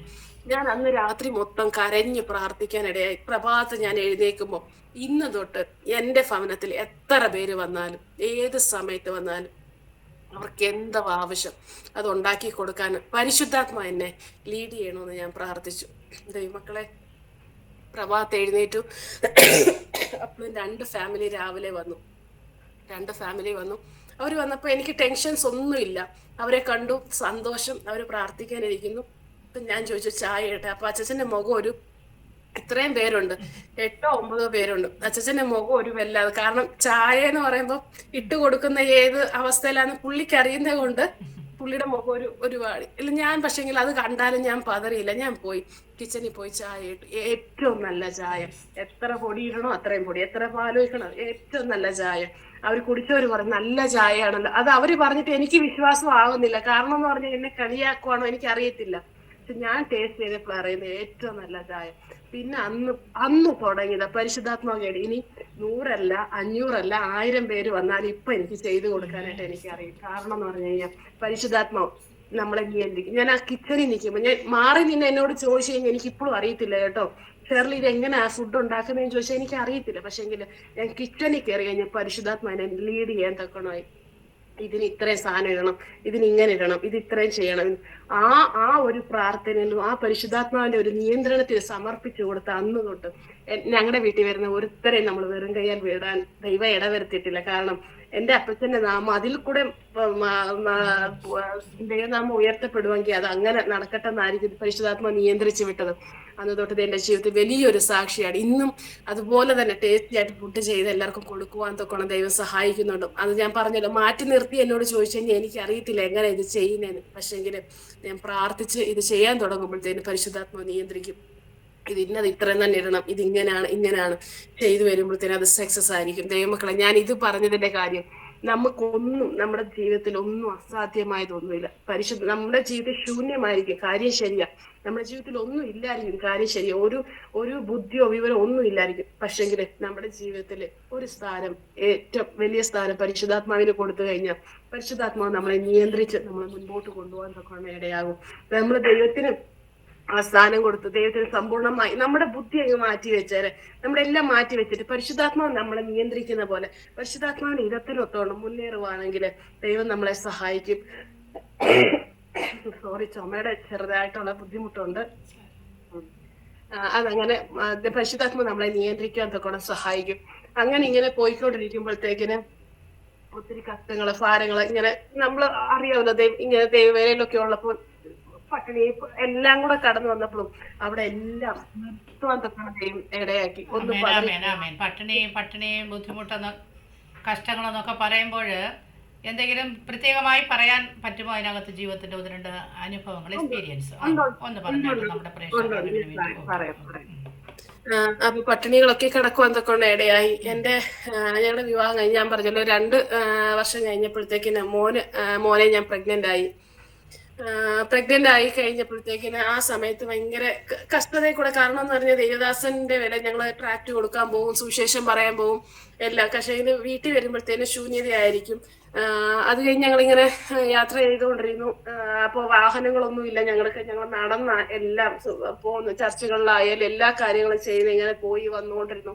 അപ്പൊ ഇങ്ങനെ ചർച്ച ചെയ്യുന്ന ആന്റിമാരും അമ്മമാരെല്ലാം എന്നെ കണ്ടു പറയും, ഷേർലി ആപ്പിള് കഴിക്കണം കേട്ടോ, ഏത്തപ്പഴം കഴിക്കണം കേട്ടോ, പാല് എന്നും കുടിക്കണം കേട്ടോ. ഞാൻ പറഞ്ഞ എല്ലാത്തിനും എസ് വെക്കും. അപ്പൊ ഷേർലി ഒത്തിരി ക്ഷീണിച്ചു പോയി, കഴിക്കണം, ഫുഡെല്ലാം നന്നായിട്ട് കഴിക്കണം കേട്ടോ എന്നൊക്കെ ഞാൻ പറഞ്ഞ എല്ലാത്തിനും എസ് വെക്കുമായിരുന്നു. ഞാൻ കഴിക്കാം, ഇല്ല ഇന്ന് തന്നെ ഞാൻ മേടിക്കും കേട്ടോ. ഞാൻ അങ്ങോട്ട് തിരിച്ചു പറയും, ഇന്ന് ഞാൻ മേടിക്കാം, ഞങ്ങൾ കഴിച്ചോളാന്ന് പറയും. പക്ഷെങ്കിൽ നമ്മുടെ വീട്ടില് കഞ്ഞി വെക്കാൻ അരിയില്ലാത്ത അവസ്ഥയായിരിക്കും. ഞാൻ അവരോട് പറയും, ഇല്ല ഞാൻ മേടിച്ചോളാം, ഞാൻ കഴിക്കും.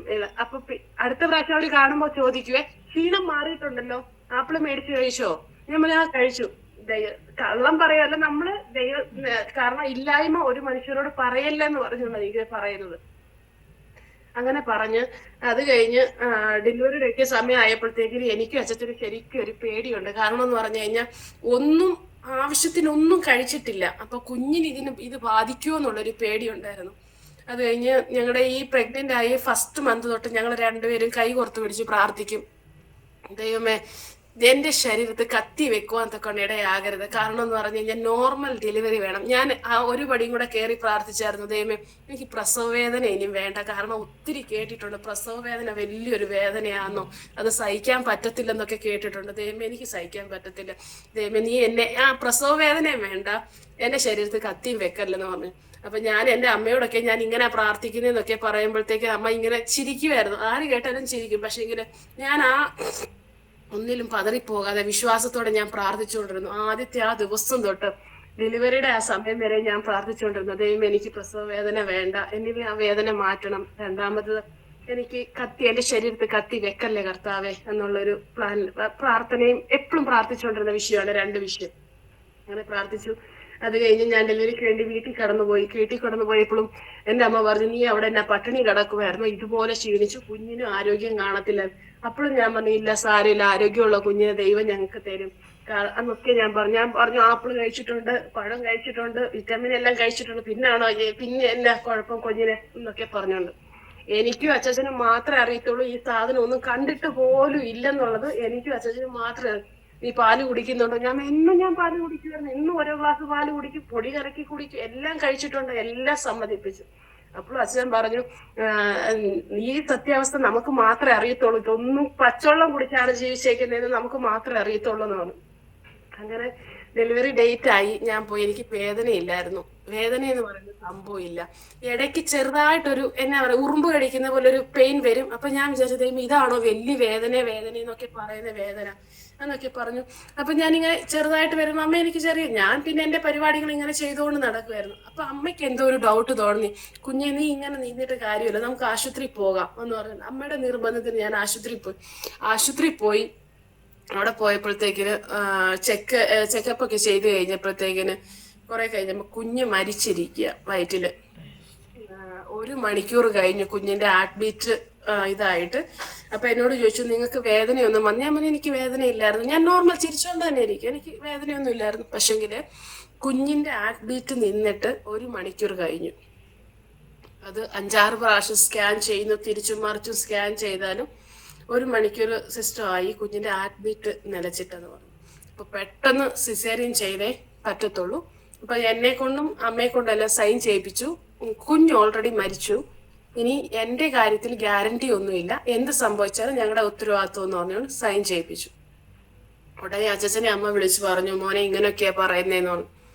അപ്പം ഇവര് അതിന്റെ ഇടയിൽ ഈ ഡോക്ടർമാരെല്ലാം എന്നെ സിസേറിയന് ഓപ്പറേഷൻ തിയേറ്ററിലോട്ട് കയറ്റാനുള്ള ക്രമീകരണം. കാരണം 5-6 ഡോക്ടർമാർ ഇങ്ങനെ നിൽക്കുന്നു, കുഞ്ഞിന്റെ അഡ്മിറ്റ് ഇല്ല, ഇതായി, കാരണം സമയങ്ങൾ പൊക്കോണ്ടിരിക്കുക, അത് എനിക്കും ദോഷം ചെയ്യും, എത്രയും പെട്ടെന്ന് ഓപ്പറേഷൻ ചെയ്ത് എടുത്തു കഴിഞ്ഞാൽ എന്നെ രക്ഷിക്കാന്നുള്ളൊരു ധാരണയിലായിരുന്നു.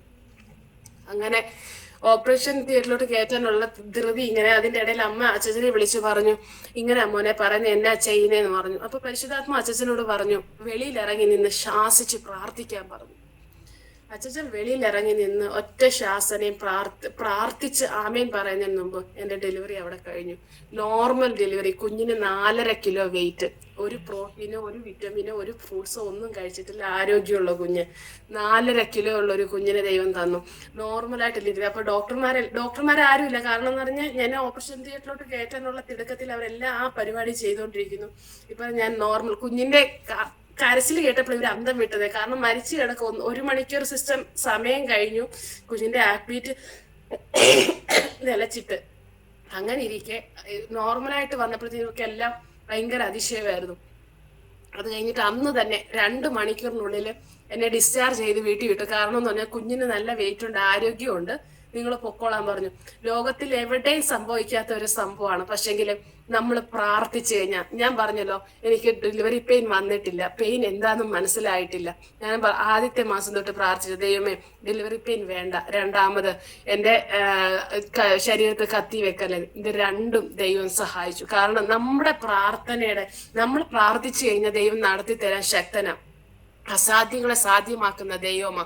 അസാധ്യമായ കാര്യങ്ങൾ ദൈവസന്നിധിയിൽ കൊണ്ടുവന്ന് വെച്ച് കഴിഞ്ഞാൽ അതിൻ്റെ ഇടയിൽ പിശാച് ശരിക്കും പോരാടി. കാരണം എന്നെ വിടത്തില്ല, കുഞ്ഞിനെ പുറത്തിറക്കാൻ വിടത്തില്ലെന്നും കുഞ്ഞ് എല്ലാം ടെൻഷൻസും വന്നു. പക്ഷേങ്കിൽ നമ്മൾ വിളിച്ചതും നമ്മൾ പ്രാർത്ഥിച്ച വിഷയം എന്താണോ അത് ഞാൻ മുറുകെ പിടിച്ചു.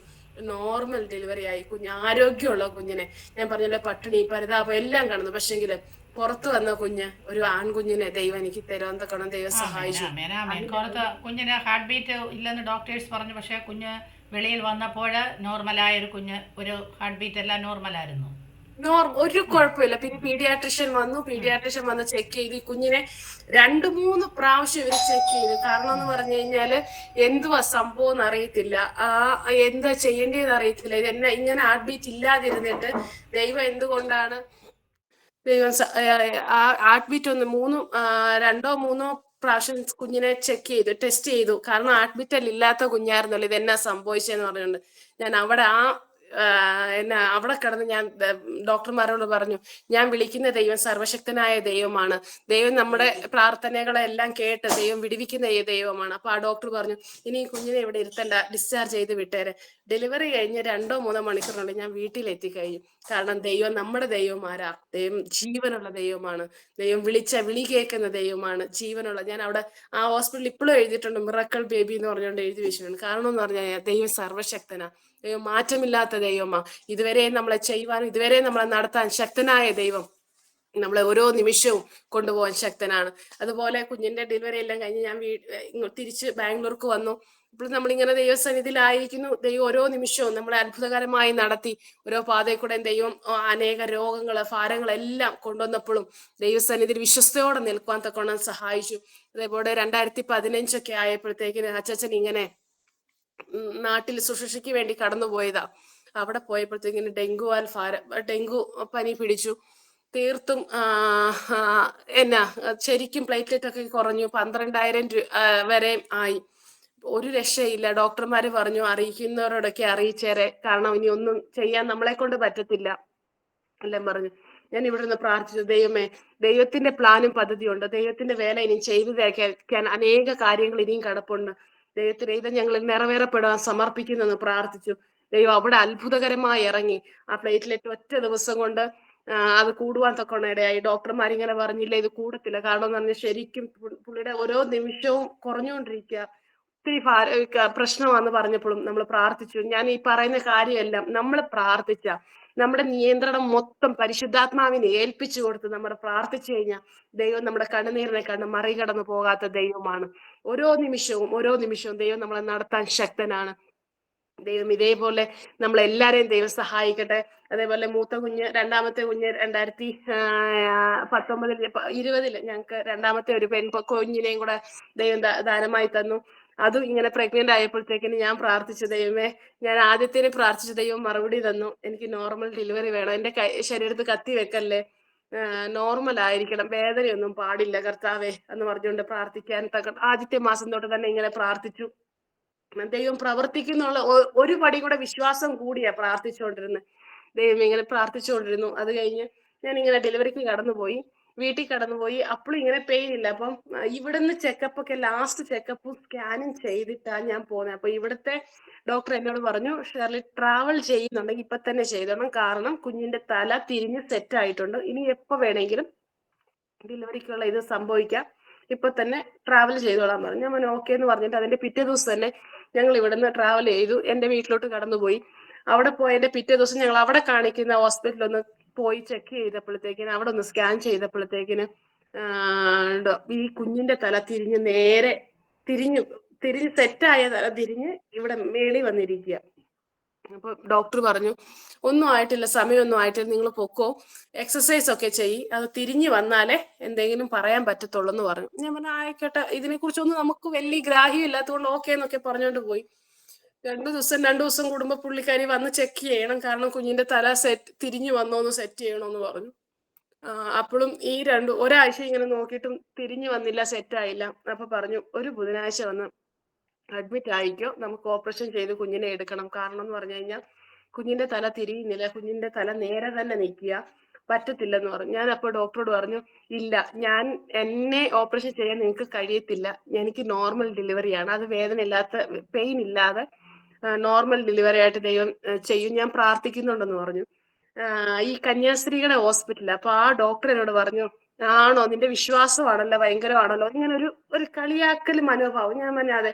അപ്പൊ നീ പ്രാർത്ഥിച്ച ആരാ കേൾക്കുന്നേ, കുഞ്ഞ് കേൾക്കണോ അല്ല ദൈവം കേൾക്കണോ? ഞാൻ പറഞ്ഞു, കുഞ്ഞ് കേട്ടിട്ട് ഒരു പ്രയോജനമില്ല, ദൈവം കേൾക്കണം, ദൈവം കേട്ട് പ്രവർത്തിച്ചാലേ അത് ദൈവ പ്രവൃത്തി വെളിപ്പെട്ട് വരുത്തുള്ളൂ എന്ന് പറഞ്ഞുകൊണ്ട് പറഞ്ഞു.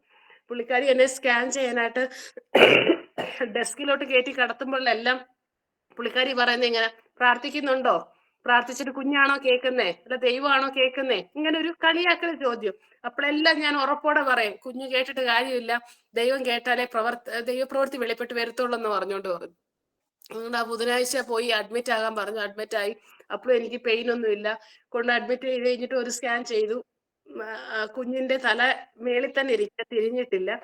അപ്പൊ പറഞ്ഞു, 2 മണി വരെ നിങ്ങൾക്ക് സമയം തരും. ഞാനപ്പോ പറഞ്ഞു, അല്ല, ഓപ്പറേഷൻ തിയേറ്ററിലോട്ട് കയറ്റിക്കോ, ഓപ്പറേഷൻ ചെയ്യാം. ഞാൻ പറഞ്ഞു, ഇല്ല, എനിക്ക് വേണ്ട, ഓപ്പറേഷൻ വേണ്ട, നോർമൽ ഡെലിവറി എനിക്ക് വേണ്ടി. അപ്പൊ പറഞ്ഞു, എന്നോട് ലാസ്റ്റ് വാർണിംഗ് പുള്ളിക്കാരി പറഞ്ഞു, 2 മണി വരെ സമയം തരാം, ഇന്ന് ഉച്ചയ്ക്ക് 2 മണി വരെ സമയം തരാം, അതിനുള്ളിൽ കുഞ്ഞ് തിരിഞ്ഞു വന്ന് പെയിൻ ഉണ്ടായി ഡെലിവറി ആയിക്കഴിഞ്ഞാൽ ഓക്കെ, ഇല്ലെങ്കിൽ 2 മണിക്ക് ശേഷം ഓപ്പറേഷന് തയ്യാറായിക്കോണം, അതിനുള്ള ക്രമീകരണം ചെയ്തോണോ എന്ന് പറഞ്ഞു. ഞാൻ പറഞ്ഞു ഓക്കെ, 2 മണി വരെ സമയമുണ്ടല്ലോ, ഓക്കെ എന്ന് പറഞ്ഞു. എന്നെ അത് കഴിഞ്ഞിട്ട് അടുത്ത ഒരു റൂമിലോട്ട് ഷിഫ്റ്റ് ചെയ്തു. അപ്പൊ അമ്മ ഇച്ചിരി പ്രായം ആയതുകൊണ്ട് ഈ സബ്ജക്റ്റ് ഒന്നും ഞാൻ അങ്ങോട്ട് പറഞ്ഞില്ല, കാരണം അറിയാമല്ലോ, നമ്മുടെ മാതാപിതാക്കൾ ഏറ്റവും ടെൻഷൻ അവർക്കായിരിക്കും, നമ്മുടെ മാതാവിനായിരിക്കും ഏറ്റവും നല്ല ടെൻഷൻ. അതുകൊണ്ട് ഇതൊന്നും ഞാൻ അങ്ങോട്ട് പറയാം, ഇത് മൊത്തം കേട്ടത് ഞാൻ ഇങ്ങനെ കേട്ടും പ്രാർത്ഥിച്ചുകൊണ്ടിരിക്കുക. പ്രാർത്ഥിച്ചത് കഴിഞ്ഞിട്ട് എന്നെ റൂമിലോട്ട് ഷിഫ്റ്റ് ചെയ്തു, റൂമിൽ കിടക്കുക.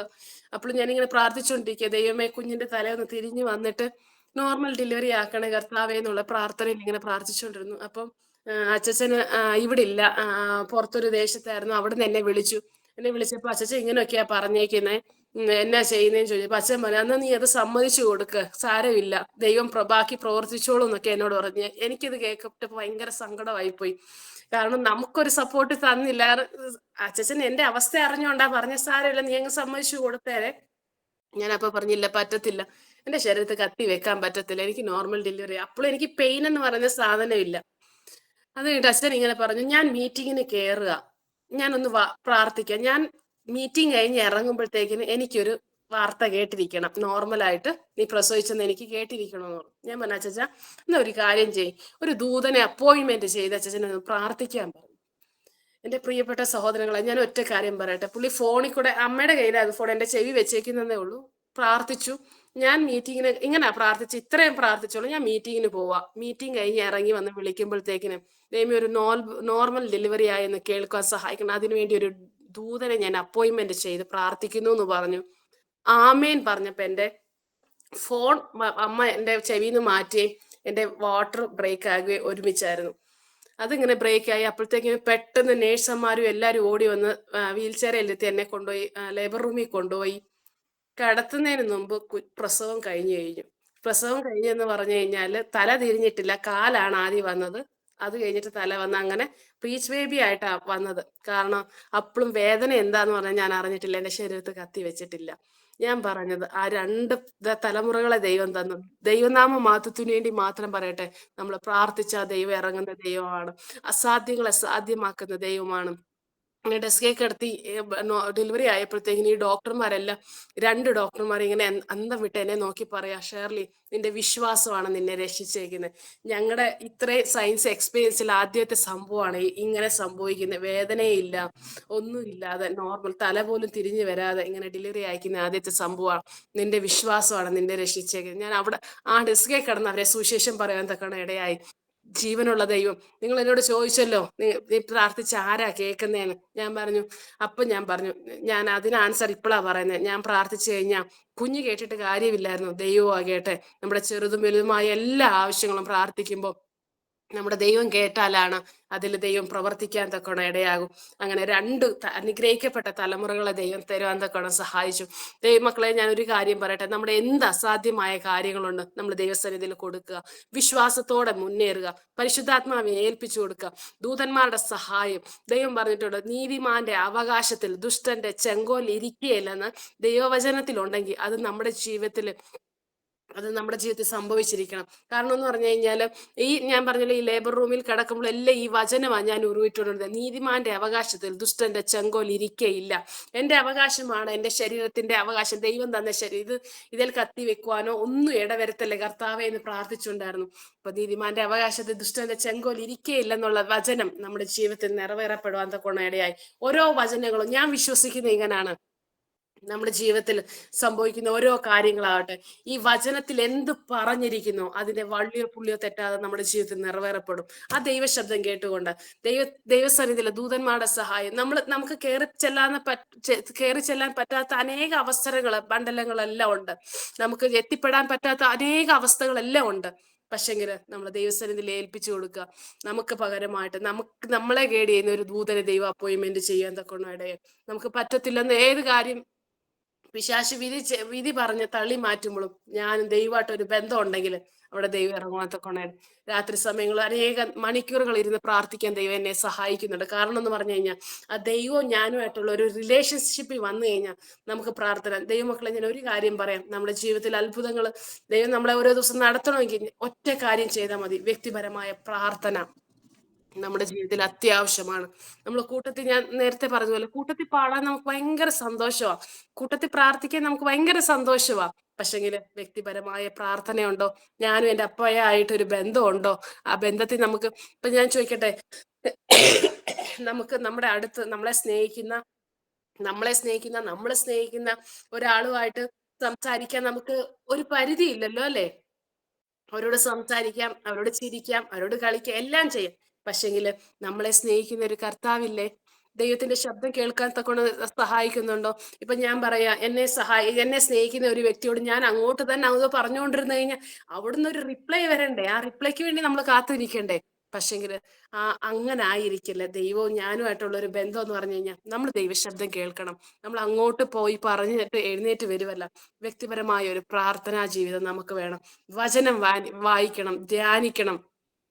ഇത് ഇത് പറയുന്നത് ഞാൻ ഈ സത്യാവസ്ഥ ഇതിന്റെ എല്ലാം അനുഭവിച്ചുകൊണ്ടാണ് ഞാൻ പറയുന്നത്. നമ്മൾ പ്രാർത്ഥനയാൽ കഴിയാത്ത ഒരു കാര്യവും. പ്രാർത്ഥനയിൽ മാത്രമേ നമുക്ക് മുന്നേറാൻ തക്കൊണ്ട് ഇടയാവത്തുള്ളൂ. അടുത്തൊരു സാക്ഷി കൂടെ പറയാം. കാരണം എന്ന് പറഞ്ഞു കഴിഞ്ഞാൽ, ദൈവനാമം മാറ്റപ്പെടട്ടെ, ഒരു 4 വർഷത്തിന് മുമ്പായിട്ട് എന്റെ മൂത്ത മോന് ഭയങ്കര പനിയാണ്. പനി എന്ന് പറഞ്ഞു കഴിഞ്ഞാൽ കുഞ്ഞിനെ തൊട്ട് കഴിഞ്ഞാൽ പൊള്ളു അതുപോലെ പനിയാ. അപ്പൊ കൊച്ചു കുഞ്ഞിന് 2.5-3 വയസ്സേ ഉള്ളൂ. അപ്പൊ അവളെയും കൊണ്ട് ഞാൻ ഇവരെ രണ്ടുപേരെയും കൊണ്ട് ആശുപത്രി പോവാ.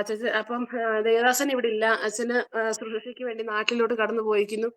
അപ്പൊ ഞാൻ കുഞ്ഞുങ്ങളുമായിട്ട് ഇവിടുന്ന് കടന്നു പോയിട്ട് മോനെ ഹോസ്പിറ്റലിൽ കാണിച്ചപ്പോൾ ഇവന് ഹൈ ഫീവർ ആയിപ്പോയി. ഫീവർ എന്ന് പറഞ്ഞാൽ അവന് എഴുന്നേക്കാൻ പറ്റുന്നില്ല, തലകറക്കവാ, പനി. അത് കഴിഞ്ഞ് ഡോക്ടറെ കണ്ടു. ചെറിയ കുഞ്ഞിന്റെ കൈ ഞാൻ പിടിച്ചിട്ടുണ്ട്. പിടിച്ച് ഞാൻ എഴുന്നേറ്റപ്പോഴത്തേക്കിന് കുഞ്ഞിനെ ഡോക്ടറെ കണ്ടിട്ട് അവിടുന്ന് എഴുന്നേക്കാൻ പറ്റുന്നില്ല, അതുപോലെ പനി. അപ്പം അമ്മ എന്നെ പിടിക്കാൻ പറഞ്ഞു. ഞാൻ അവനെ പിടിച്ചപ്പോഴത്തേക്കിന് ഇളയ കുഞ്ഞ് പോയിട്ട് ഈ കതകിന്റെ ഇടയില് കൈ വെച്ച് അവിടെ വിരലങ്ങ് മുറിഞ്ഞു പോയി. മുറിഞ്ഞെന്ന് പറഞ്ഞാൽ തൊലി മാത്രമേ ഉള്ളു ജോയിന്റിൽ, ബാക്കി അകം മൊത്തം കട്ടായി പോയി. ചോര ഇങ്ങനെ ഒഴുകാൻ തുടങ്ങി.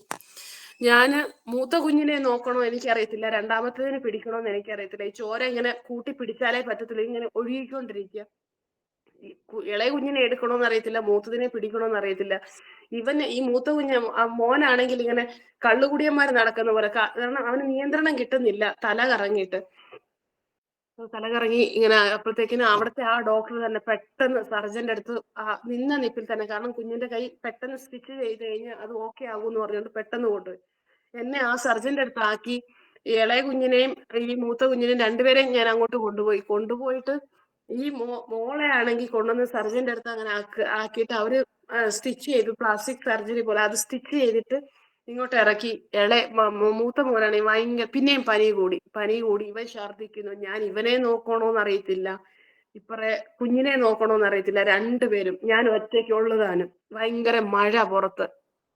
ഞാൻ അവിടെ മുട്ടുമടക്കി, ദൈവത്തിന്റെ ഒരു സഹായം എനിക്ക് വേണം ഈ നിമിഷം കർത്താവേന്ന്. ദൂതന്മാർ ഇറങ്ങിയേ പറ്റത്തുള്ളൂ കർത്താവെ. എന്റെ അവസ്ഥ ഇതാ, 2 പൈതങ്ങളെ ഞാൻ 2 കയ്യിൽ പിടിക്കാൻ പറ്റാത്ത അവസ്ഥയാ. ഒരാളെ താങ്ങി പിടിക്കാനോ ഒരാളെ എടുത്തു പിടിക്കണം. ഞാൻ എന്നാ ചെയ്യും കർത്താവെ? എനിക്ക് നിസ്സഹായാണ്, എനിക്ക് അറിയത്തില്ല കർത്താവെ. ദൈവമേ, അങ്ങ് എനിക്ക് വേണ്ടി ഇറങ്ങണം. ഒരു 8 മണി കഴിഞ്ഞ സമയം, രാത്രി 8 മണി കഴിഞ്ഞ സമയം. ഭയങ്കര മഴയെന്ന് പറഞ്ഞു കഴിഞ്ഞാൽ മഴ. ഒരു രക്ഷയില്ല. ഒരു വണ്ടിക്ക് കൈ കാണിക്കാൻ പോലും ഉള്ള ശേഷിയില്ല, കാരണം ഈ 2 പിള്ളേരെ ഞാൻ ചേർത്ത് പിടിച്ചിരിക്കുക. ഞാൻ ഇങ്ങനെ ഇരുന്നപ്പോഴത്തേക്കും പ്രാർത്ഥിച്ചു ദൈവം. ഞാനിങ്ങനെ കരഞ്ഞുകൊണ്ടിരിക്കുക. അപ്പൊ കുഞ്ഞുങ്ങൾ എന്നെ മുഖത്തോട്ട് നോക്കുന്നു. ഞാൻ പറയുന്നില്ല. ഞാൻ എന്തെങ്കിലും പറഞ്ഞു കഴിഞ്ഞാൽ കുഞ്ഞുങ്ങൾക്ക് വിഷമമാകുമല്ലോ എന്ന് പറഞ്ഞുകൊണ്ടൊന്നുമില്ല. ഞാൻ ഇങ്ങനെ മനസ്സിൽ പ്രാർത്ഥിച്ചുകൊണ്ട് ഇങ്ങനെ ഇരുന്ന് ദൈവമേ, ഒരു ദൂതന്റെ സഹായം എനിക്ക് വേണം കർത്താവെ. എനിക്ക് കുഞ്ഞുങ്ങളെ ആയിട്ട് എനിക്ക് വീട്ടിൽ പോയേ പറ്റത്തുള്ളൂ, കാരണം മഴയാ. ഈ 2 പൈതൽ, മൂത്ത മോനാണ് ഈ പനി, രണ്ടാമത്തെ കുഞ്ഞിന്റെ ഫുൾ ബ്ലഡ് എല്ലാം പോയിട്ട് കുഞ്ഞിങ്ങനെ തളർന്നിരിക്കുന്നു. എന്നാ ചെയ്യേണ്ടതെന്ന് അറിയത്തില്ല. മക്കളെ, ഒരു കാര്യം പറയട്ടെ, ഞാൻ അറിഞ്ഞില്ല ഞാൻ വീട്ടിൽ വന്ന് എത്തി എന്നുള്ളതാ. ഞാൻ അവിടെ നിന്ന് വെളി വരെ വരുന്നത്, ഞാൻ കുഞ്ഞുങ്ങളെ താങ്ങി പിടിച്ച് വരുന്നേ അറിഞ്ഞു. ഞാൻ അവിടെ വന്നപ്പോഴത്തേക്ക് ഞാൻ ഇപ്പോഴും എനിക്കറിയത്തില്ല ഞാൻ എങ്ങനെ വീട്ടിൽ വന്നു എന്ന്. എനിക്ക് ഈ നിമിഷം വരെ അറിയത്തില്ല. പരിശുദ്ധാത്മ എന്നെ ഗൈഡ് ചെയ്തു. ആരാ കൊണ്ടുവന്നതെന്നോ എങ്ങനെയാ കൊണ്ടുവന്നതെന്നോ എനിക്ക് എന്നെ കണ്ണുകളെ അടച്ച് ദൈവം പ്രവർത്തിക്കുക എന്ന് പറയത്തില്ല. ദൂതൻ ഇറങ്ങി അവിടുന്ന് എടുത്തോണ്ട് വന്നോ വണ്ടിയെ വന്നോ എനിക്കറിയത്തില്ല. ഞാൻ വീട്ടിൽ വന്നു. എനിക്കൊരു 1/4 മണിക്കൂർ കഴിഞ്ഞ് കഴിഞ്ഞപ്പോൾ എനിക്കൊരു ബോധം വരുന്നത്, ഞാൻ വീട്ടിലാണല്ലോ, ഇതെങ്ങനെയാ സംഭവിച്ചതെന്ന് പറഞ്ഞുകൊണ്ട്. അപ്പൊ ഞാൻ ഓർത്തു, നമ്മൾ ദൈവസന്നിധിയിൽ, ഞാൻ ഈ സാക്ഷി മൊത്തത്തിൽ ഞാൻ പറയുന്നില്ലേ, നമ്മൾ ദൈവസന്നിധിയിൽ ഏൽപ്പിച്ചു കൊടുത്തു കഴിഞ്ഞാൽ ദൈവം പ്രവർത്തിക്കാൻ ശക്തനാണ്. ഏതവസ്ഥയിലും കൈവിടാതെ പിടിക്കുന്ന ദൈവം നമ്മളെ മുൻപോട്ട് കൊണ്ടുപോകാറുമാകട്ടെ. ചോദിക്കുകയാണ്. അപ്പം ഹോസ്പിറ്റലിൽ നിന്ന് ഇറങ്ങി വെളിയിൽ നിന്ന് വണ്ടി വന്നത് അങ്ങനെയുള്ള ഓർമ്മയൊന്നും ഇല്ല, ഇല്ലയോ? ഒരു ഓർമ്മയില്ല, വണ്ടി വന്നത് ഒന്നും എനിക്ക് ഓർമ്മയില്ല. ഞാൻ വീട്ടിൽ വന്ന് ഞാൻ പറഞ്ഞ 1/2 മണിക്കൂർ കഴിഞ്ഞ്, 1/4 മണിക്കൂറൊക്കെ കഴിഞ്ഞപ്പോഴാണ് എനിക്കൊരു ഒരു വെളിവ് വരുന്നത്, ഞാൻ വീട്ടിലാണല്ലോ എന്ന്. ഇത് കഴിഞ്ഞിട്ട് ഞാൻ 2 ദിവസം ഇരുന്ന് ചിന്തിച്ചു, ദൈവം ഇത് എങ്ങനെ സംഭവിച്ച കർത്താവ്, എങ്ങനെ ഇത് സംഭവിച്ചത്, എന്തുവാ. എനിക്ക് കുഞ്ഞുങ്ങളുടെ അസുഖത്തിന്റെ വയ്യായ്മയുടെ കാഠിന്യതയും ഞാൻ മറന്നുപോയി.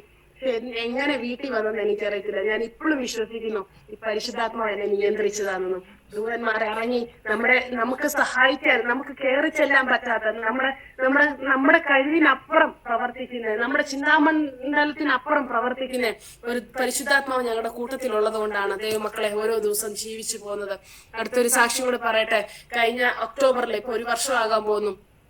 ഒക്ടോബറിൽ ഭയങ്കര അധികമായി. ആ സമയത്തും ദേവദാസൻ ഇവിടെ ഇല്ല, US-ലായിരുന്നു. ആ സമയത്ത് ഇവിടെ ഞാനും പൈതങ്ങളും മാത്രമേ ഉള്ളൂ. എനിക്ക് പനി വന്ന് 2 ദിവസമൊക്കെ പനിച്ചപ്പോഴത്തേക്ക് ഞാൻ നോർമൽ ഒരു ക്ലിനിക്കിൽ പോയി ഒരു ഇഞ്ചക്ഷൻ എടുത്തു, മരുന്ന് കഴിച്ചു. 2 ദിവസം കഴിഞ്ഞപ്പോഴത്തേക്കും അതങ്ങ് കുറഞ്ഞു. പക്ഷെ വിട്ട് പനിയാ. ഇങ്ങനെ പനിച്ചോണ്ടിരിക്കുക. ഇത് എന്താ സംഭവം എനിക്കറിയത്തില്ല. അത് കഴിഞ്ഞ് ഞങ്ങളുടെ ഇവിടെ ഉള്ള ഒരു സഹോദരി വന്ന് നോക്കിയപ്പോഴത്തേക്കിന് ഇത് വിട്ടുകൊണ്ടിരുന്ന ഇത് പറ്റത്തില്ല, നമുക്ക് ഹോസ്പിറ്റലിൽ പോകാന്ന് പറഞ്ഞുകൊണ്ട് കൊണ്ടുപോയി. ഇവിടുന്ന് ഇറക്കി കാറയിലോട്ട് കയറുന്നതിന് മുമ്പ് തൊട്ട് തന്നെ ഞാൻ പിറ്റും പേയും പറയാൻ തുടങ്ങി. കാരണം എന്ന് പറഞ്ഞാൽ അതുപോലെ പനി കൂടിപ്പോയി. ഞാൻ എങ്ങനെയാ പറയുന്നതെന്ന് എനിക്കറിയത്തില്ല. അത് കഴിഞ്ഞ് ഞാൻ ആ സഹോദരി എന്നോട് പറഞ്ഞ്, ഷേർലി ഇങ്ങനെയൊക്കെ പറഞ്ഞ് എന്നെ വീട്ടിൽ കൊണ്ടുപോയിട്ട് ഞാൻ വീട്ടിൽ കിടന്ന് മരിച്ചോളാം, എനിക്ക് ആശുപത്രി പോകണ്ട, ആശുപത്രി പോയി കിടന്ന് മരിക്കണ്ട, കാരണം എന്ന് പറഞ്ഞാൽ ഞാൻ വീട്ടിൽ കിടന്ന് മരിച്ചോളാം എന്ന് പറഞ്ഞോളൂ. കാരണം ആ സഹോദരി രണ്ടും കൽപ്പിച്ച് എന്നെ ആശുപത്രി കൊണ്ടുപോയപ്പോഴത്തേക്കും അവർ പറഞ്ഞു ഇവിടെ പറ്റത്തില്ല, കാരണം ഇല്ലെങ്കിൽ അഡ്മിറ്റ് ആക്കാൻ പറഞ്ഞു. ഞാൻ അഡ്മിറ്റ് ഒന്നുമാണ്, കാരണം കുഞ്ഞു മക്കളെ രണ്ടുപേരും ഇങ്ങനെ വിട്ടിട്ട് അച്ഛനും ഇവിടെ ഇല്ല, എന്നാ ചെയ്യും, പിള്ളേരുടെ കാര്യം ഒന്നും നോക്കാൻ പറ്റത്തില്ല എന്ന് പറഞ്ഞ് ഞാൻ പറഞ്ഞു എനിക്ക് അഡ്മിറ്റ് ആകണ്ട, മരുന്ന് തന്നാൽ മതി, ഞാൻ വീട്ടിൽ പൊക്കോളാന്ന് പറഞ്ഞു. അങ്ങനെ മരുന്ന് മേടിച്ച് ഞാൻ വീട്ടിൽ വന്നത് എനിക്കറിയാം. ഇവിടെ വന്നപ്പോഴത്തേക്കും എനിക്ക് ഒട്ടും പറ്റത്തില്ലാത്ത അവസ്ഥ. അത് കഴിഞ്ഞ് ഇവിടെ കട്ടിലേക്ക് കിടക്കുമ്പോൾ ദേവദാസന്മാരുകളും ദൈവമക്കളും എല്ലാം വന്ന് പ്രാർത്ഥിക്കുന്നുണ്ട്. എല്ലാം ശരി, എല്ലാ സമയത്തും പ്രാർത്ഥന, ആളും സഹായവും എല്ലാം ഉണ്ട്. പക്ഷെങ്കിൽ എൻ്റെ പനി വിട്ട് മാറുന്നില്ല. കൃത്യം 5 മണിക്കൂറാകുമ്പോൾ ഇത് പനിച്ചു കഴിഞ്ഞിട്ട് വായിക്കകത്തുനിന്ന് ഈ തൊലിയൊക്കെ ഇങ്ങനെ ഉരിഞ്ഞു വരിക, വായിക്കകത്തുനിന്ന് ശരീരത്തിൽ നിന്നെല്ലാം ഇങ്ങനെ തൊലി ഉരിഞ്ഞു വരുന്ന അവസ്ഥയാണ്. നാക്കേന്നും എല്ലാം നമുക്കൊന്നും കഴിക്കാൻ പറ്റുന്നില്ല, ഒന്നുമില്ലാത്ത അവസ്ഥ. ഇങ്ങനെ പ്രാർത്ഥിച്ചുകൊണ്ട് അപ്പൊ ഒട്ടും രക്ഷയില്ല. കാരണം എഴുന്നേറ്റ് നിന്ന് കഴിഞ്ഞാൽ എന്റെ നടു ഉറയ്ക്കുന്നില്ല, കാലുറയ്ക്കുന്നില്ല, ഇങ്ങനെ വിറച്ച് പോവുക, ബലമില്ലാതായി. അപ്പൊ ഇങ്ങനെ പ്രാർത്ഥിച്ചപ്പോഴത്തേക്കും ഹോം നേഴ്സിനെ, ഇവിടെ ഒരു നേഴ്സ് തന്നെ വീട്ടിൽ വന്ന് നോക്കാൻ തക്കണം. 2 നൈറ്റും ഡേയും ആയിട്ട് 2 പേരെ ഏർപ്പാടാക്കി. അച്ഛനെ അങ്ങനെ നോക്കാനും ട്രീറ്റ്മെന്റും മരുന്നും എല്ലാത്തിനും ഇവിടെ തന്നെ ട്രിപ്പ് ഇട്ട് ഇങ്ങനെ കടത്തിയേക്കുക തന്നെ. ആശുപത്രി പോയി കടന്നു കഴിഞ്ഞാൽ കുഞ്ഞുങ്ങളെ നോക്കാനോ കുഞ്ഞുങ്ങൾക്കൊരു സഹായം ഇല്ലാതാകുമല്ലോ എന്ന് പറഞ്ഞുകൊണ്ട് എന്നെ ഇവിടെ കടത്തിയേക്കും. പക്ഷെങ്കിൽ ഇങ്ങനെ പനി വിടുന്നില്ല, എനിക്ക് എഴുന്നേക്കാൻ പറ്റുന്നില്ല. ഒരാഴ്ച ഇങ്ങനെ കടന്നു, പനിക്ക് എങ്ങനെ പനി. പിന്നെ അവസാനം ബ്ലഡൊക്കെ ചെക്ക് ചെയ്തപ്പോൾ H1N1 കോവിഡും കൂടെ വന്നതായിരുന്നു സംഭവം, ഇത് രണ്ടും കൂടെ. പക്ഷെങ്കിൽ ഇങ്ങനെ പ്രാർത്ഥിച്ചു, അപ്പോൾ ആ കിടക്കെ കടന്ന് പ്രാർത്ഥിച്ചു, ദൈവം ഇത് എന്തുവാ, എന്റെ ശുശ്രൂഷ ഇവിടെ കഴിഞ്ഞോ, എന്നെ കൊണ്ട് ദൈവത്തിനുള്ള പ്രയോജനം ഇവിടെ കൊണ്ട് കഴിയുമെങ്കിൽ ഇന്ന് ദൈവം എന്നെ വിളിക്കണം, ഇല്ലയോ ഇന്ന് എന്നെ സൗഖ്യമാക്കണമെന്ന് പറഞ്ഞു. അന്ന് എന്റെ ബെഡിന്റെ അടുത്ത് തന്നെ നേഴ്സ് കിടക്കുന്നത്, കാരണം എന്റെ രാത്രി ട്രിപ്പ് ഇട്ടേക്ക് അത് നോക്കാൻ വേണ്ടി അവർ ആ റൂമിൽ തന്നെയാണ്. അപ്പൊ രാത്രി ഞാൻ അവരോട് പറഞ്ഞു, പക്ഷെ അതൊന്നും ഇങ്ങനെ പറഞ്ഞു, അവരെ പുറത്ത് വിടണോന്ന് പറഞ്ഞോണ്ട് പറഞ്ഞു. അപ്പൊ ഞാൻ അവരോട് പറഞ്ഞു, ഇന്നൊരു നൈറ്റിന് വേണ്ടി നിങ്ങൾ പുറത്ത് പോക്കൂ, ഞാനിവിടെ കിടന്നോളാം. അപ്പൊ അവർ പറഞ്ഞു പറ്റത്തില്ല സിസ്റ്ററെ, കാരണം എന്ന് പറഞ്ഞു കഴിഞ്ഞാൽ ഞങ്ങളുടെ റൂൾസാ, പേഷ്യന്റിന്റെ കൂട്ടത്തിൽ ഇരിക്കണോന്ന് പറഞ്ഞോണ്ട് ഞങ്ങൾക്ക് പുറത്ത് പോകാൻ പറ്റത്തില്ല. ഞാൻ പറഞ്ഞു നിങ്ങൾ നൈറ്റ് ഫുള്ള് പോകണ്ട, ഞാൻ കുറച്ച് കഴിയുമ്പോൾ ഞാൻ വിളിക്കാം, അത് കഴിഞ്ഞിട്ട് നിങ്ങൾ വന്നാൽ മതി.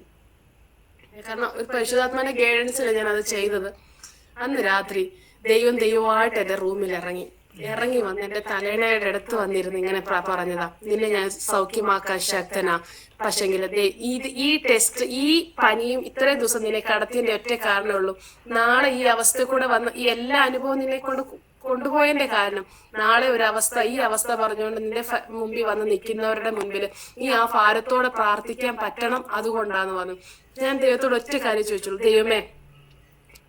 ദൈവികമായ സൗഖ്യം എനിക്ക് വേണോ ഈ നിമിഷം. ദൈവത്തിന് എന്നെ കൊണ്ട് പ്രയോജനം ഉണ്ടെങ്കിൽ എന്നെ സൗഖ്യമാക്കുക, ഇല്ലെങ്കിൽ എന്റെ പ്രാണനെ അങ്ങ് എടുത്തോളുക എന്നാ പ്രാർത്ഥിച്ച്. അപ്പൊ ദൈവശബ്ദം കേട്ടത് ഇങ്ങനെ, എനിക്ക് ഇനി പ്രയോജനമുണ്ട്, ഇനി ഓടാനുണ്ട്. ഇത്രയും ഈ 1.5 ആഴ്ച നിന്നെ കടത്തിയതിന്റെ കാരണം നിന്നെ പഠിപ്പിക്കുമായിരുന്നു കുറെ കാര്യങ്ങൾ, അതിൽ കൂടെ ദൈവം എന്നെ പഠിപ്പിച്ചു. പരിശുദ്ധാത്മാവിന്റെ ഒരു എൻകൗണ്ടർ, ദൈവം ഇറങ്ങി വന്ന് ഇങ്ങനെ സംസാരിച്ചു, ദൈവശബ്ദം കേട്ട് ആ ഒരു 1/2 മണിക്കൂറിനുള്ളിൽ ഞാൻ ഓക്കെ ആയി. എനിക്ക് എഴുന്നേക്കാൻ പറ്റി, ഞാൻ ഒറ്റയ്ക്ക് ബാത്റൂമിൽ പോയി. അപ്പൊ ഞാൻ പറഞ്ഞു എനിക്ക് ഇനി ഇത് ട്രിപ്പ് ഇടണ്ട, എടുത്ത് മാറ്റിക്കോളാൻ പറഞ്ഞു. അപ്പം കൂട്ടത്തിലുള്ള നേഴ്സിന്റെ ഒരു ധൈര്യത്തിലുള്ള ഇന്നും കൂടെ രാത്രി ഇടാൻ, രാവിലെ മാറ്റാം. പിറ്റേ ദിവസം രാവിലെ ആയപ്പോൾ ഞാൻ നോർമലായിട്ട് ഫ്രഷ് ആയിട്ട് എഴുന്നേറ്റ് വരാൻ തക്കൊണ്ടിടയായി. ഈ ദൈവമക്കളെ, ദൈവം നമ്മളെ ഓരോന്ന് പഠിപ്പിക്കുമ്പോഴും ദൈവസന്നിധിയിൽ ഏൽപ്പിച്ചു കൊടുത്തു. നമ്മുടെ മുൻപിൽ പ്രശ്നങ്ങൾ ഉള്ളവർ കാണും, പ്രതിസന്ധി ഉള്ളവർ കാണും, പക്ഷെ അവരെ ആത്മാർത്ഥത്തോടെ പ്രാർത്ഥിക്കാൻ തക്കണം ദൈവം സഹായിച്ചു. ഇതുവരെയും ദൈവം ഞങ്ങളെ നടത്തി. ദൈവം ഞാൻ പറഞ്ഞല്ലോ ബാംഗ്ലൂരിലായിരിക്കുന്നു, ഇവിടെ ദൈവവേലയിൽ അതിശക്തമായി നിൽപ്പാൻ തക്കണം ദൈവം സഹായിച്ചുകൊണ്ടിരിക്കുന്നു. ഓരോ നിമിഷവും ദൈവസന്നിധിയിൽ വിശ്വസ്തയോടെ ദൈവശബ്ദം കേട്ടുകൊണ്ട് ദൈവത്തിന് കീഴ്പ്പെട്ടുകൊണ്ട് പലപ്പോഴും നമുക്ക് കയറി ചെല്ലാൻ പറ്റാത്ത ഇടങ്ങളിൽ പരിശുദ്ധാത്മാവ് ദൈവദൂതന്മാർ നമുക്ക് വേണ്ടി സഹായിയായി നമുക്ക് നിൽക്കാൻ ദൈവശക്തന. ദൈവം അനുഗ്രഹിക്കട്ടെ. ഇതുവരെ ദൈവം സഹായിച്ച ദൈവമായി ഇറങ്ങി വന്നു എന്ന് പറഞ്ഞു. അപ്പം ആക്ച്വലി അത് എന്തെങ്കിലും രൂപമോ അങ്ങനെ വല്ലതും കണ്ടോ, അതോ ശബ്ദമോ? ഒരു രൂപമായിരുന്നു. ഒരു രൂപം എന്റെ തലേനയുടെ അടുത്ത്, എന്റെ തല വെച്ചേക്കുന്നു, അതിന്റെ റൈറ്റ് സൈഡിലായിട്ട് വന്നിരിക്കുന്നതായിട്ട് എനിക്ക് നമുക്കറിയാം. ഒരു രൂപം വന്നിരിക്കുന്നു. അവിടെ നിന്നാണ് ഞാൻ ശബ്ദം കേൾക്കുന്നത്. ഡയറക്റ്റ് ആയിട്ട് ഇപ്പൊ നമ്മുടെ ഒരാളിരുന്ന് സംസാരിക്കുന്ന പോലെ ശബ്ദം കേൾക്കുവാൻ തക്കവണ്ണം ഇടയായി. ഞാൻ ഇത്രയും സാക്ഷികൾ പറയാൻ കാരണം എന്ന് പറഞ്ഞു കഴിഞ്ഞാൽ ദൈവത്തിന് ഒരു കാര്യം അസാധ്യമല്ല. ഞാൻ പറഞ്ഞല്ലോ, എന്റെ ബാല്യത്തിലെ ഞാൻ ഈ ലോകത്ത് നിന്ന് മാർപ്പെടേണ്ടതായിരുന്നു. നിരാശ കൊണ്ടുവന്നിട്ട്, ഇല്ലായ്മകൾ കൊണ്ടുവന്നിട്ട്, എല്ലാം കൊണ്ടുവന്നിട്ട് തിരിഞ്ഞു നോക്കുവാണെങ്കിൽ അന്ന് പറഞ്ഞ ഒരു വാക്തത്വമാണ്, നിന്നെ പറിച്ചു മാറ്റും. ഈ കുടുംബത്തിലെ ആണെന്ന് പോലും തിരിഞ്ഞു നോക്കാൻ തക്കവണ്ണം ഇടയാക്കും. ഇപ്പൊ ഞാൻ തിരിഞ്ഞു നോക്കുവാണെങ്കിൽ എന്റെ സംസാരം, എന്റെ സ്വഭാവം എല്ലാം പരിശുദ്ധാത്മാ നിയന്ത്രിച്ചുകൊണ്ട് ആ കുടുംബത്തിലെ ആണോ എന്ന് പോലും അവിടുന്ന് പറിച്ചു മാറ്റി ദൈവം എന്നെ നടത്തുന്നു. ദൈവമക്കളെ, ആമേൻ ആമേൻ ആമേൻ. ഒരു മിനിറ്റ്. ഈ ശുശ്രൂഷ മണ്ഡലത്തില് ശുശ്രൂഷയാണല്ലോ. അപ്പോൾ ശുശ്രൂഷയിലൂടെ കർത്താവ് ചെയ്ത എന്തെങ്കിലുമൊക്കെ കാര്യങ്ങൾ ശുശ്രൂഷയിൽ ശുശ്രൂഷയില്ല എന്ന് പറഞ്ഞു കഴിഞ്ഞാൽ ദൈവം അനേകരെ പ്രാർത്ഥിക്കാൻ തക്കോണം ദൈവം അയക്കുന്നുണ്ട്. അനേകർക്ക് വേണ്ടി പ്രാർത്ഥിക്കാനും അനേകടുത്ത് പോയി വചനം പറയുവാനും എവിടൊക്കെ വിളിക്കുന്നു അവിടെ എല്ലാം പോകുവാനും അനേകർ ദൈവസന്നിധിയിലേക്ക് കൊണ്ടുവരുവാനും ഒക്കെ ദൈവം സഹായിച്ചിട്ടുണ്ട്. അനേകർക്ക് വേണ്ടി പ്രാർത്ഥിക്കാൻ, അനേകർ രോഗികളായി വന്നവരെ അവരെ പ്രാർത്ഥിച്ച് വിടുതൽ കാരണം എന്ന് പറഞ്ഞു കഴിഞ്ഞാൽ നമ്മളിപ്പോ അസുഖം ഉണ്ടെന്ന് പറഞ്ഞുകൊണ്ട് വരുമ്പോൾ അതിന്റെ തീവ്രത അറിഞ്ഞ് പ്രാർത്ഥിച്ചാൽ അതിനൊരു മറുപടി ദൈവം കൊടുക്കത്തുള്ളൂ. ആ തീവ്രത അറിഞ്ഞുകൊണ്ട് അവരിൽ നിന്ന് ഇറങ്ങിച്ചെന്ന് നിന്ന് പ്രാർത്ഥിപ്പാനും അവർ ദൈവം അറിയിക്കുന്ന ആലോചനകൾ അറിയിക്കുവാനും ദൈവസന്നിധിയിൽ ഇരുന്ന് അവർക്ക് വേണ്ടി മുട്ടുമടക്കുവാനും പ്രാർത്ഥിപ്പാനും വിടുതലുകൾ കാണുവാനും തക്കണം ദൈവം ഇതുവരെ ഞങ്ങൾ നടത്തുന്നുണ്ട്. കുടുംബമായിട്ട് ദൈവസന്നിധിയിൽ വിശ്വസ്തയോടെ ദൈവവേല ചെയ്യുവാൻ തക്കണം ഇതുവരെ ദൈവം സഹായിക്കുന്നുണ്ട് ഞങ്ങളെ. ആമേൻ ആമേൻ. ഓക്കെ ഷെർലി, കർത്താവ് സഹായിക്കട്ടെ. ഇനിയും കർത്താവ് ഉപയോഗിക്കട്ടെ. അനേകർക്ക് ആശ്വാസമായി കർത്താവിൻ്റെ നാമത്തെ ഉയർത്തുവാൻ, അനേകർക്ക് വിടുതലായി തീരുവാൻ നിങ്ങളെ കുടുംബമായി കർത്താവ് ഉപയോഗിക്കട്ടെ. ബാംഗ്ലൂരിൻ്റെ പ്രദേശത്ത് കർത്താവ് നിലനിർത്തട്ടെ എന്ന് ഞങ്ങൾ ആശംസിക്കുന്നു. God bless you. ഷെർലി ഒന്ന് പ്രാർത്ഥിച്ചാട്ടെ. ഹല്ലേലൂയ, സ്തോത്രം. കർത്താവേ, നല്ല സമയത്തിനായി നന്ദിയോടെ സ്തുതിക്കുന്ന കർത്താവേ, ഇതുവരെ ഞങ്ങളുടെ സ്ഥലത്തിലായി പാസ്വർക്ക് സഹായിച്ച കൃപകൾക്കായി നന്ദിയോടെ സ്തുതിക്കുന്ന സ്തോത്രം ചെയ്യുന്ന കർത്താവ്. ദൈവമേ, ഞങ്ങളെ ഹല്ലേലൂയ കർത്താവ് പ്രാർത്ഥിച്ചു തുടങ്ങുവാനും കർത്താവെ സാക്ഷികൾ പറയുവാനും കർത്താവെ സ്വർഗം സഹായിച്ചല്ലോ. നന്ദിയപ്പ. ഇത് കേൾക്കുന്ന സാക്ഷി കേൾക്കുന്ന അനേകർക്ക് ഒരു കർത്താവ് വിടുതലിന്, ആശ്വാസത്തിന്, ഉറപ്പിന്, ധൈര്യത്തിന് കർത്താവെ ഈ സാക്ഷി കാരണമാക്കി തീർക്കണമേ. ഒരു പടി കൂടെ എന്റെ അപ്പച്ചനുമായിട്ട് അടുക്കുവാനുള്ള കർത്താവ് ഒരു മുഖാന്തരമാക്കി തീർക്കുമാറാകണമേ. സ്വർഗം സഹായിക്കണം, അനുഗ്രഹിക്കണമേ എന്ന് പ്രാർത്ഥിക്കുന്നു. ജോസ് ടിവിയെ കർത്താവെ അനുഗ്രഹിക്കണം. ധാരാളമായി അവരുടെ ശുശ്രൂഷകളെ മാനിക്കണമേ എന്ന് പ്രാർത്ഥിക്കുന്നു. സിസ്റ്ററിനെ അനുഗ്രഹിക്കണം. ദൈവകൃപ വ്യാപരിക്കണമേ ഞങ്ങൾ അപേക്ഷിക്കുന്നു കർത്താവെ. ദൈവസാന്നിധ്യം കൂട്ടിരിക്കണം, അനുഗ്രഹിക്കണം, ദൈവം സഹായിക്കണം. പ്രാർത്ഥനയുടേതിനായ സ്തോത്രം യേശുവിൻ നാമത്തിൽ തന്നെ. ആമേൻ ആമേൻ ആമേൻ ആമേൻ. Thank you. കർത്താവ് സഹായിക്കട്ടെ. ഇത്രത്തോളം സമയം നമ്മോടൊപ്പം ആയിരുന്നതിന് ഒത്തിരി നന്ദിയുണ്ട്. കർത്താവ് ധാരാളം അനുഗ്രഹിക്കട്ടെ.